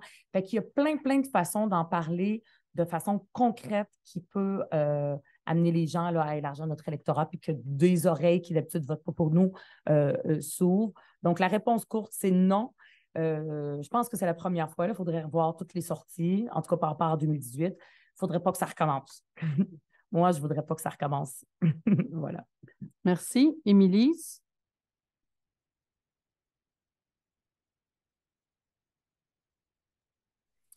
Oui, alors évidemment, la réponse c'est non. On n'en a pas parlé suffisamment, mais je pense que c'est pas juste en campagne électorale non plus qu'il faut parler d'indépendance. Il faut en parler tout au long de l'année. Il faut donner des outils à nos associations aussi pour qu'ils puissent lier, par exemple, la question de l'indépendance à des enjeux plus locaux. Il faut faire en sorte que nos membres s'approprient aussi ce discours-là. Donc, il y a beaucoup d'éducation populaire, je pense. Il faut développer le discours, il faut le promouvoir, il faut saisir toutes les opportunités de relier ça, oui, à la question de l'indépendance. On n'en a pas suffisamment parlé en campagne électorale. Et là, c'est plus le temps que jamais d'ici la prochaine campagne, d'ici 2026, de préparer ce terrain-là, d'en parler et qu'en 2026, ce soit mis de l'avant parce que c'est la première chose qu'on doit faire pour faire le projet de transformation de la société québécoise qu'on veut faire. Et moi, je pense qu'il faut renouer en ce sens-là avec des campagnes d'idées qui vont permettre de semer des graines plus à moyen et à long terme. Merci. Christine? Merci pour ta question, Julien. Je vais faire le pont avec la question de Léonore juste avant quand même parce que c'est un fait qu'on a peu parlé d'indépendance dans la dernière campagne électorale. Ça, il faut le reconnaître d'emblée. En même temps, moi, ce que j'ai constaté, c'est que dans la dernière campagne électorale, les gens voulaient qu'on parle de l'inflation parce que c'est ce qu'ils vivaient. Tu nous donnes l'exemple de ta mère, Léonore. Avoir eu à parler davantage d'indépendance pendant la campagne électorale, il aurait fallu le lier à cet enjeu très concret-là de l'inflation pour que les gens puissent comprendre pourquoi on leur parle de ça, parce que c'est pas nécessairement évident pour tout le monde, hein, le lien entre les deux. Puis vous avez vu quand on vous a donné des réponses à ça, que le lien entre l'indépendance et l'inflation, c'est pas une réponse immédiate à court terme à la crise de l'inflation que les gens vivent. Là. C'est des moyens qu'on va chercher pour plus tard. Donc, je vous dirais que moi, j'ai pas nécessairement de regrets dans le contexte de l'année électorale de l'année dernière, qu'on n'ait pas mis l'indépendance davantage de l'avant. Je pense pas que c'est ça que les gens voulaient voir de nous et que ça aurait changé le résultat pour nous. Mais comme le dit Émilise, pour moi, c'est un travail qui doit être fait à l'année en tout temps, de lier les enjeux du quotidien que les gens vivent, de lier les choses qui sont importantes pour eux, leurs priorités, leurs défis du quotidien avec la question de l'indépendance. On ne doit pas attendre une campagne électorale pour faire ça. Puis on a un rôle important à jouer pour rendre concret le discours de l'indépendance parce que les gens ils ont des préoccupations aussi concrètes que celles de la mère de Léonore. Merci. Je comprends qu'il y a une main levée main levée en salle.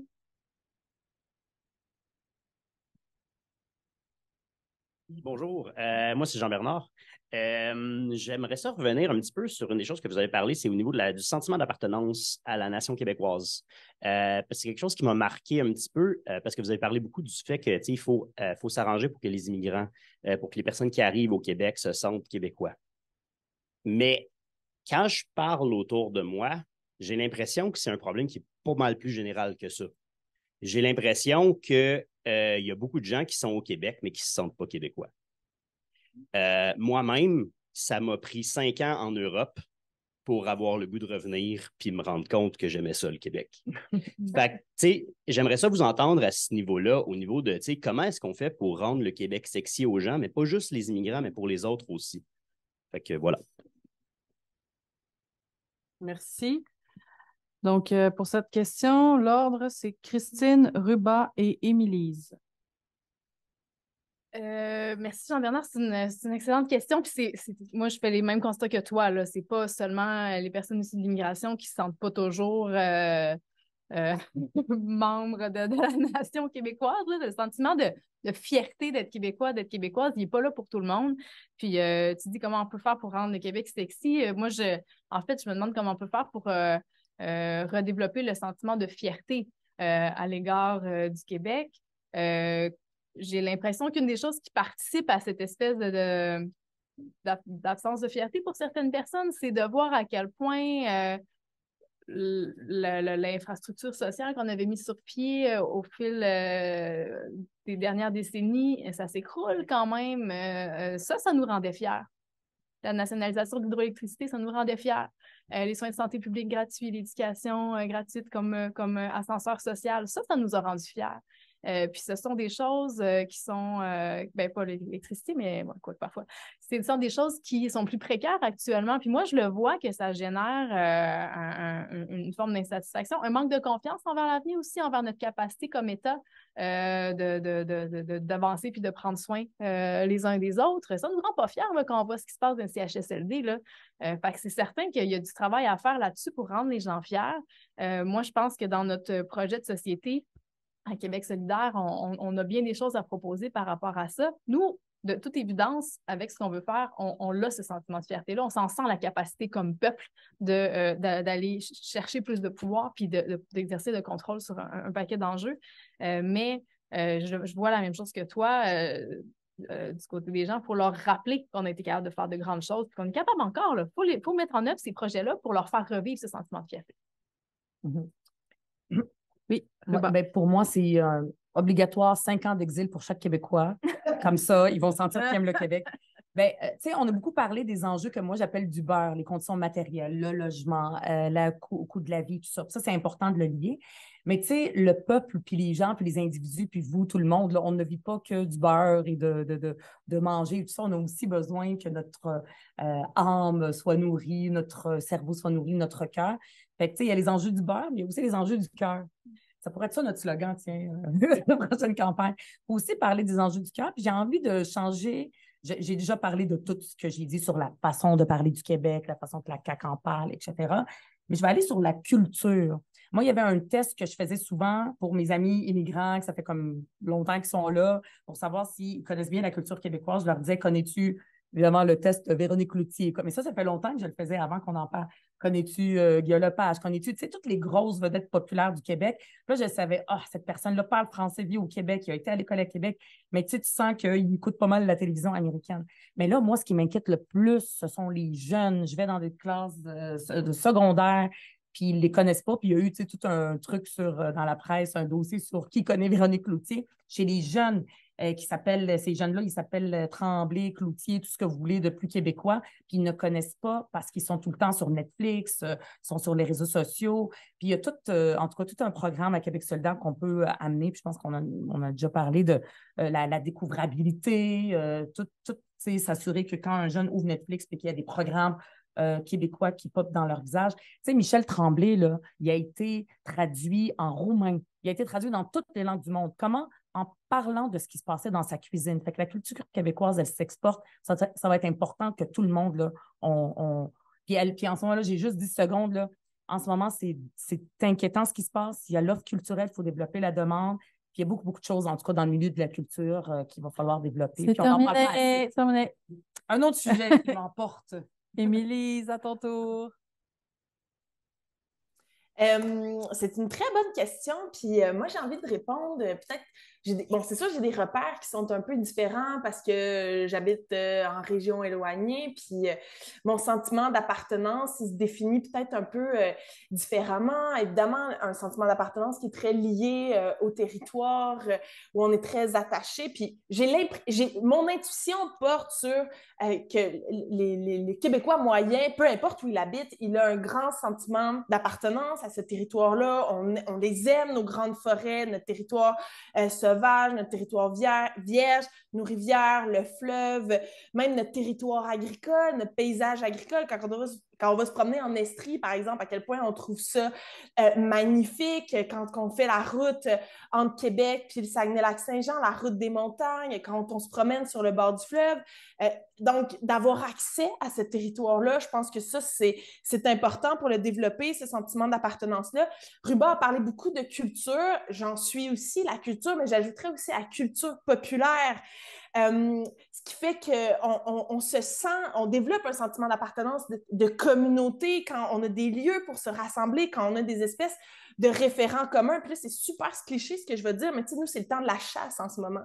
Puis la dernière journée d'école au primaire, avant de partir pour le week-end de chasse, à l'école de ma fille, ils ont collé l'orignal. Chaque classe envoyait un élève coller l'orignal à l'intercom. J'ai tellement trouvé ça wow, parce que ça nous définit ça pendant toute la période de l'automne, le temps de la chasse, où tu croises tout le monde dans son véhicule avec un dossard sur le dos. Il y a comme quelque chose là de hey, on partage quelque chose qui est très lié au territoire, qui est propre à nous. Ces lieux-là aussi où peut se manifester la culture populaire qu'on est en train de perdre. Dans les petites municipalités, dans certains quartiers aussi, on perd ces cafés, on perd ces lieux de rencontre-là pour que puisse naître la culture populaire. Donc, il faut renforcer ça. J'aime beaucoup la chasse, pour ça. Moi, je sais qu'Anne-Nicole, ouais, c'est ça.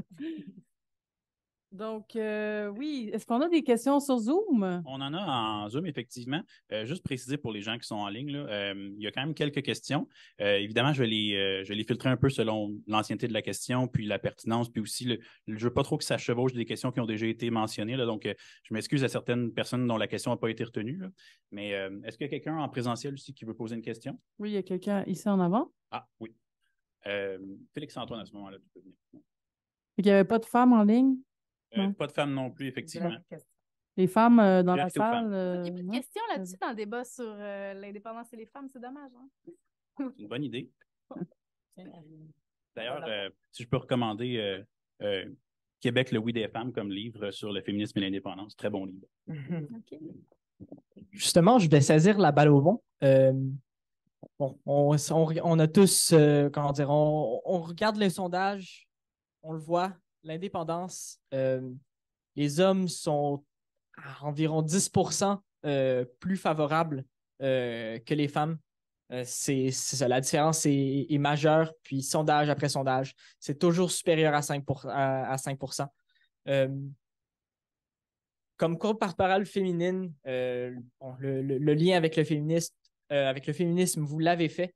Il est clair. Comment est-ce que ce message-là, on le communique aux femmes comme parti? Comment est-ce qu'on fait renaître ce sentiment-là d'indépendance, puis de ce désir chez les personnes, les femmes, et je vais étendre les personnes de genre marginalisées de façon générale? Merci beaucoup. Donc, pour cette question, Ruba, Christine et Émilise. Oui, puis c'est un enjeu aussi historique. On se rappelle de l'épisode des Yvettes. Ça fait très, très longtemps que les femmes appuient moins ça. Puis moi, maintenant, en regardant la salle, je me suis posé la même question. Puis je me dis, si on a un mot de la fin, je vais parler de ça. Moi, c'est sûr que que je devienne porte-parole ou pas, là, c'est quelque chose qu'on peut faire maintenant là, dans le parti, n'importe quand. Peut-être une rencontre entre la CT, la CNF, on a une commission nationale des femmes, puis faire un chantier pour en parler, pour dire pourquoi, comment est-ce qu'on peut en parler dans l'espace public, mais aussi à l'intérieur. Moi, ça fait plusieurs fois qu'il y a le collectif OM là, qui nous a réunis à plusieurs reprises les candidates pour parler de ça. Puis il y avait comme une femme, puis c'était un petit peu l'enjeu qui discutait. Fait que c'est à l'intérieur, puis aussi à l'extérieur. Donc, c'est sûr qu'il y en a qui vont dire, est-ce que, par exemple, les femmes je ne veux pas faire de la petite psychologie, là, j'ai ça, l'essentialisme, là, dire que les femmes s'alimentent parce qu'elles pensent comme ça. C'est-à-dire qu'elles ont peut-être plus peur de quelque chose qui est peut-être plus risqué. Il y a souvent des gens qui ont dit ça. Peut-être est-ce qu'économiquement, ça va nous ébranler, fait que là, les femmes peut-être sont plus pauvres. Peut-être qu'il y a des choses là-dedans. Je suis certaine qu'il y a eu des études sociologiques qui ont été faites là-dessus, je ne les ai pas lues. Mais moi, ce serait ça que je ferais. Je ferais comme une rencontre avec la CNF pour avoir un chantier sur comment, qu'est-ce qui fait qu'à l'intérieur de notre parti, ça mobilise moins les femmes, cet enjeu-là? Puis avoir des actions, puis aussi peut-être avec ceux qui parlent d'indépendance, nos collectifs ou la CT, qui fassent aussi cet effort-là. Pas juste de dire on veut la parité, il faut qu'il y ait tant de femmes pour check, on fait notre rencontre. C'est quoi dans les sujets?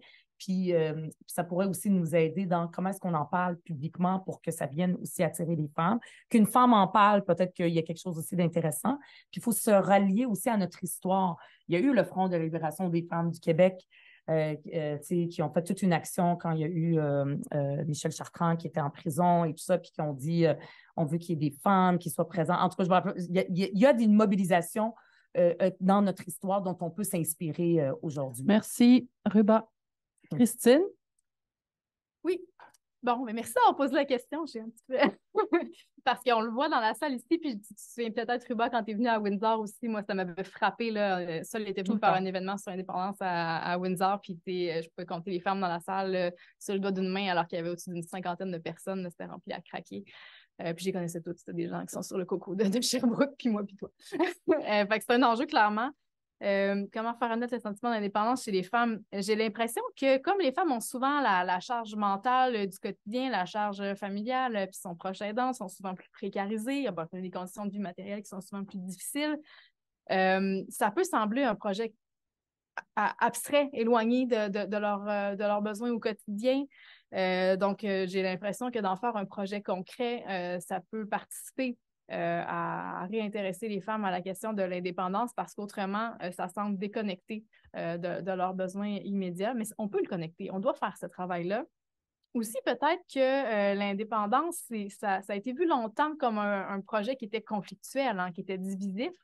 Les femmes sont socialisées à éviter la chicane, peut-être à moins aborder des sujets comme ça. Moi, j'ai l'impression que notre manière à nous de parler d'indépendance avec l'Assemblée constituante, ça en fait un projet rassembleur qui peut peut-être être une manière d'intéresser davantage les femmes. Mais on va se le dire, là, le citoyen moyen au Québec, il ne sait pas c'est quoi l'Assemblée constituante, puis il ne sait pas qu'on propose ça non plus. Donc, en ce moment, c'est certain que c'est pas, on le voit peut-être pas, l'effet de ça, mais si on en parle davantage de ce mécanisme-là pour accéder à l'indépendance, je pense que ça pourrait présenter de l'intérêt pour les femmes. Mais clairement, il y a un travail à faire là-dessus, puis comme parti féministe, on a une responsabilité à prendre de traiter cet enjeu-là. Merci. Émilise? Oui, je voulais parler aussi de charge mentale, mais j'irais peut-être sur... on a peut-être peu de modèles féminins très indépendantistes. On sait souvent, bon, chez Chartrand, Gérard Godin, mais on a moins, ou on utilise moins les références de femmes très indépendantistes. Fait que peut-être que là, un enjeu que les femmes se reconnaissent moins parce qu'il y a moins de modèles, en fait. Puis là, ben, vous avez trois modèles potentiels devant vous. Peut-être parler aussi, tu sais, le Canada, pour beaucoup de gens, ça fait très référence à l'extractivisme là, et à l'extraction comme ça de nos ressources naturelles. Puis en habitant, moi, dans une région éloignée, une région minière, il y a quelque chose là à lier. Un modèle très extractiviste nuit nécessairement à la condition des femmes, puis les écarts de pauvreté entre les hommes et les femmes dans les régions qui sont très axées sur l'extraction des matières, des ressources naturelles, il est plus important que dans d'autres régions parce que ce sont les hommes qui travaillent dans les mines, ce sont des métiers traditionnellement masculins.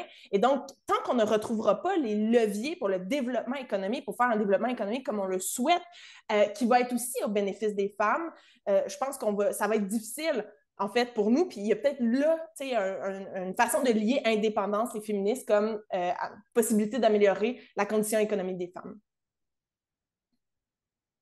Merci. On a une femme dans la salle qui a une question. Est-ce qu'on peut l'accueillir au micro?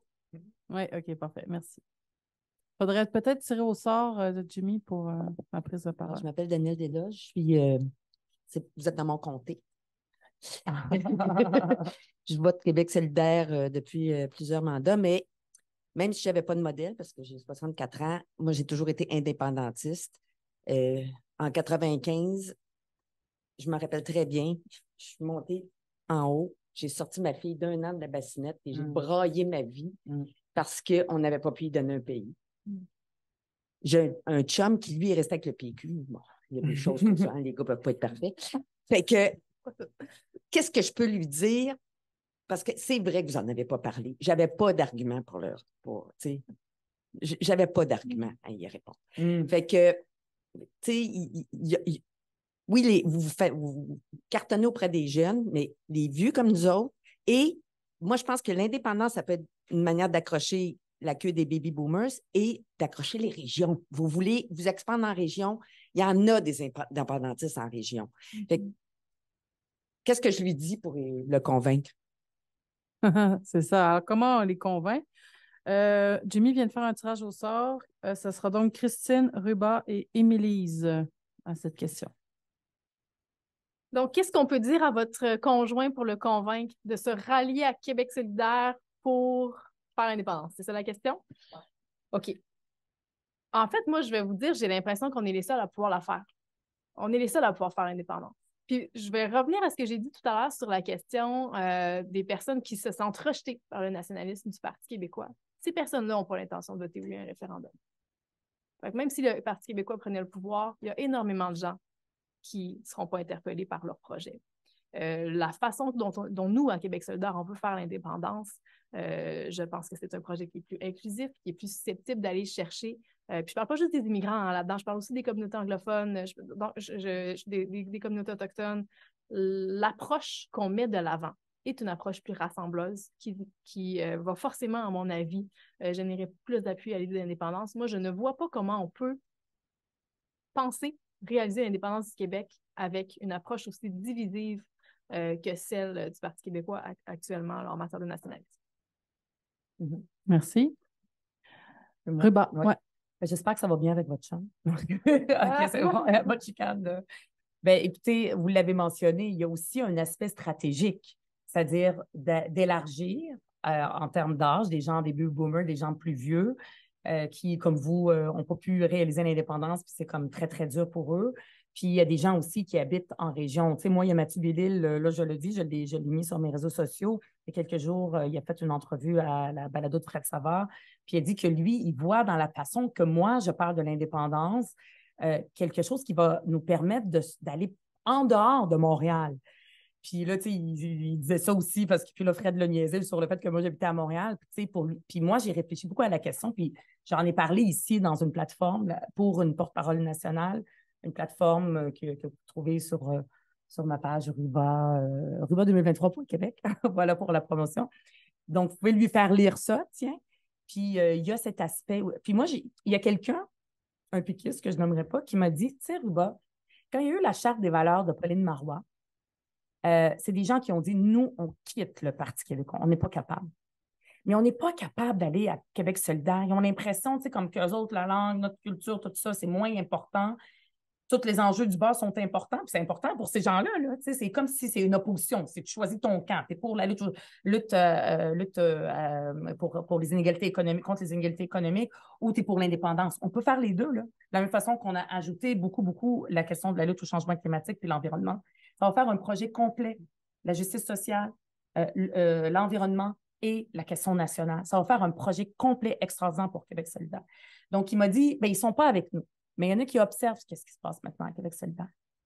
Fait que j'imagine que votre conjoint aussi est en train d'observer. Merci. Et Émilise?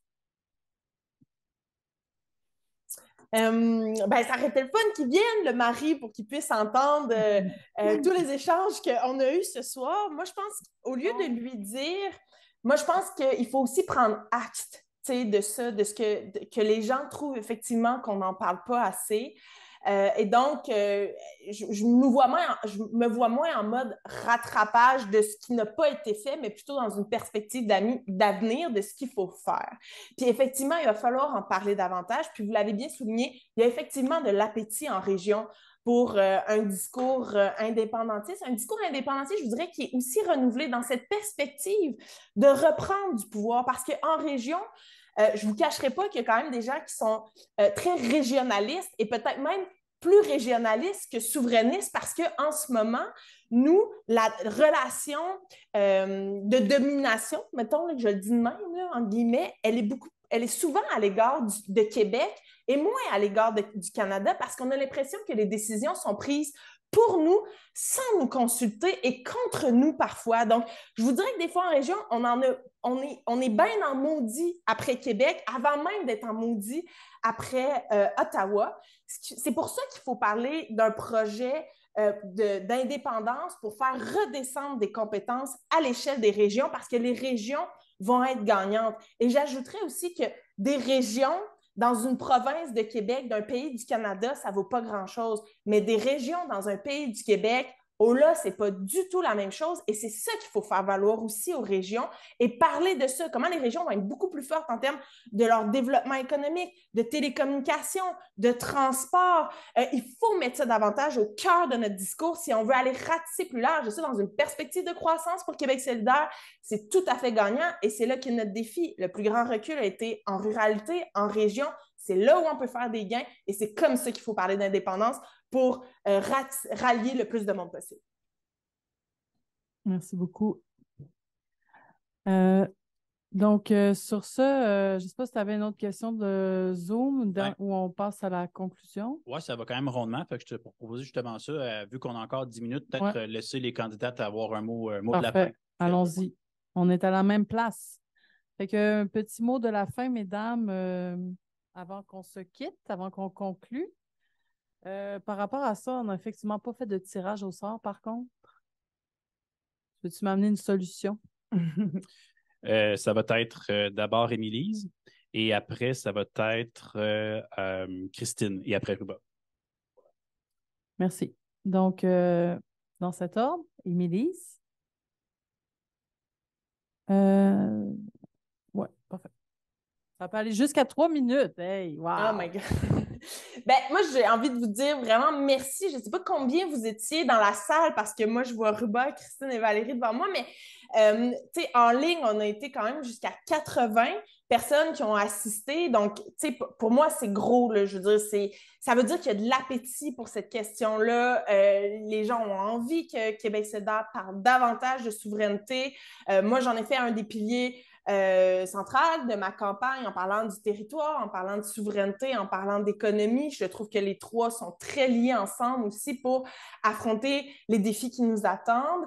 Et dans une perspective de croissance, puis là, je viens de faire mon pitch là-dessus, mais notre perspective de croissance, elle va beaucoup passer par aller chercher des nouveaux territoires qui sont en ruralité, qui sont en région. Et je pense que les gens ont de l'appétit pour ces questions-là, pour l'indépendance du Québec. Il faut être capable d'en parler aussi à travers les repères que les gens ont sur le territoire.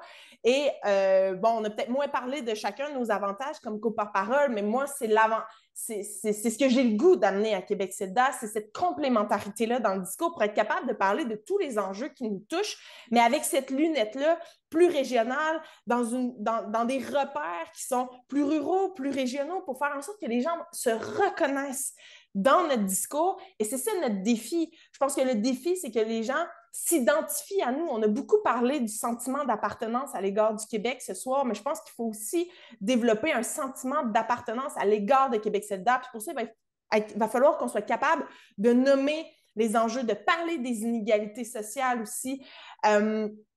Dans les différentes régions du Québec notamment, mais les inégalités géographiques.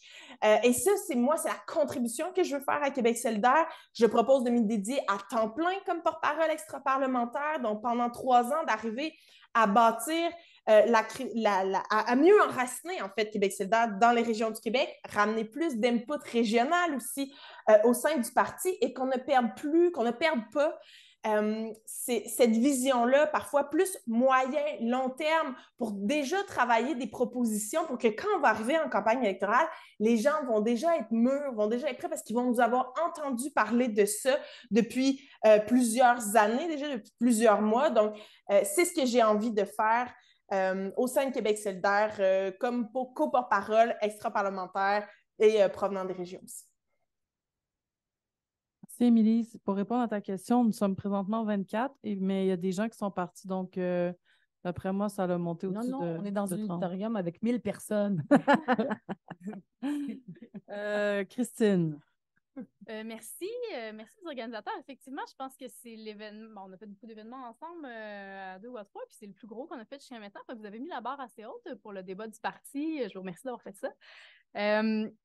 Il y a quelque chose que j'ai pas eu l'occasion d'aborder à travers les questions. Je vais me permettre de le faire maintenant dans le mot de clôture. Je pense qu'un des défis qu'on a à relever quand même par rapport à l'indépendance, c'est de clarifier c'est quoi notre vision à nous. On parle souvent de l'Assemblée constituante et c'est précieux, puis on a dit pourquoi. Mais même si on ne l'écrira pas nous-mêmes, cette constitution-là, il faut la développer clairement. C'est quoi notre vision de qu'est-ce qu'on voudrait voir dedans? On va vouloir mettre nos idées au jeu, nous aussi. C'est quoi qu'on veut comme décentralisation, qu'on veut déconcentrer les pouvoirs, puis Émilie en parle. Moi, je suis pleinement d'accord avec ça. On va vouloir redéfinir la répartition des pouvoirs sur notre territoire, mais on ne l'a pas fait, cet exercice-là. Nous, les pouvoirs qu'on va aller rechercher, on veut les utiliser comment? En matière de ferroviaire, par exemple, en matière dans l'environnement et tout ça, il faut le faire, l'exercice. Parce que, j'en ai parlé à quelques occasions, rendre le projet d'indépendance concret, c'est ça qui va permettre d'aller chercher des nouvelles personnes pour leur faire adhérer à ce projet-là, soit en rassurant des craintes ou soit en donnant un sens à ce projet-là pour les personnes qui n'en voient pas un jusqu'à maintenant. Puis je trouve que jusqu'à maintenant, on a un peu fait l'économie de cet exercice-là en sortant tout de suite la réponse de l'Assemblée constituante. Puis bon, ce mécanisme-là, à mon avis, c'est le meilleur, mais ça ne nous dispense pas de faire l'effort de parler de notre propre vision de ce serait quoi un Québec indépendant. Donc, je vous laisse là-dessus. Je vous remercie d'avoir été là. Puis j'encourage tous les hommes qui sont ici à inviter une femme la prochaine fois quand ils vont participer à un événement où il est question d'indépendance. Puis les femmes, vous pouvez amener vos conjoints aussi. Puis on va rejoindre Québec solidaire puis sont au Parti québécois, mais on est quand même contents. J'espère que le souper va être bon. Merci d'avoir été là. Merci. Ruba? Ben, merci beaucoup tout le monde. Merci à Émilie, à Christine. C'est le fun, on est rendu maintenant habitués. Là. On se voit avant, on se voyait en soupant, là, on se voit dans des débats. Fait que, voilà. Puis aussi, merci à la CT d'avoir pris le temps d'organiser ça. Je sais tout le travail que ça a pris. Les questions étaient vraiment fouillées, recherchées. Puis c'était vraiment tout un effort. Puis on le voit, hein, l'intérêt médiatique sur cette question-là pour voir si on était vraiment indépendantiste. Ben oui, ça fait combien de temps qu'on parle? Là? Ça fait 2 heures là, qu'on parle d'indépendance à Québec solidaire. C'est extraordinaire. Puis on a parlé de tout notre projet de société. On n'a pas dit on parle d'indépendance puis on laisse tomber tout le reste. Ben non, on est capable, comme on l'a fait au début, on parlait surtout de la justice sociale, la question de la lutte au changement climatique. Moi, je me rappelle, c'est venu un peu plus tard, quand j'étais en 2007 puis 2008, je me présentais aux élections, on disait qu'on était un parti écologiste, mais c'était pas ça qui prenait toute la place parce que dans la société, on n'était pas rendu là avec la question des changements climatiques. Même si moi, je suis là-dedans, je baigne là-dedans depuis très, très longtemps parce que j'ai une maîtrise en environnement depuis le début des années 2000, mais c'était pas ça le sujet de l'heure. Puis après ça, on a mis de l'avant la priorité qui était la lutte au changement climatique, mais on n'a pas dit que la justice sociale, on jette ça. Fait que maintenant, de mettre de l'avant, comme moi je le propose depuis le début, très, très fortement et de façon extrêmement assumée, claire, sans aucune ambiguïté, la question de l'indépendance, bien, on n'est pas en train de mettre de côté la justice sociale, les inégalités économiques, la redistribution de la richesse, la lutte au changement climatique, la protection de l'environnement. On est capable de faire ces 3 affaires-là que moi, je mets ensemble, l'environnement, la justice sociale et la question nationale, la question de l'indépendance à notre façon, notre belle façon que nous, à Québec solidaire, on en parle, elle a besoin d'être entendue. Il y a des gens, je le sais, qui attendent ça partout au Québec, puis c'est un espace qui est occupé par personne. C'est à nous, cet espace-là, de l'occuper. Puis, pour revenir à notre déclaration de principe, il ne faut pas juste aller sur la technicalité. Ah oui, on va faire une assemblée constituante, il va y avoir combien de sièges, tout ça. Il va falloir qu'on commence à saisir toutes les opportunités d'en parler à notre façon, puis que ça soit entendu. Puis moi, partout où je vais, notre grande richesse, c'est nos membres. Nos membres, on a 20-25 000 membres, ils sont partout. On est en train de faire la tournée, on les rencontre tout le monde, on les connaît maintenant tout le monde par leur prénom, les 20 000 membres, 25 000 membres. On les connaît presque. Puis personne ne me dit « Ah mon Dieu, c'est horrible que tu mettes de l'avant l'indépendance. » Voyons donc. Puis les médias, dès le début, beaucoup de journalistes m'ont posé la question Ruba, comment les banques voient ça que tu mets de l'indépendance? Je dis, ben, je ne la sors pas de ma poche de derrière. C'est dans notre programme, c'est dans notre déclaration de principe, c'est dans notre plateforme. On a même mis de l'argent dans notre cadre financier pour dire qu'on est indépendantiste. Mais parlons-en, mais de façon assumée, claire. Puis moi, je suis certaine que ça va nous permettre de grandir à Québec solidaire. Ça va être bon aussi pour le Québec que ce discours-là soit entendu pour tout le monde. Merci. Merci beaucoup. Merci, Ruba. Merci, Émilise. Merci, Christine, d'avoir participé à l'exercice. Oui, merci aussi à tout le monde. Là. Je me permets de le dire en tant que responsable de la CT. Et puis, pour information, on avait jusqu'à 30 personnes en présentiel et en virtuel jusqu'à 81. Donc, on a à peu près eu 110 personnes au total. Donc, c'est vraiment satisfait. C'est un très beau succès. Bravo. Merci.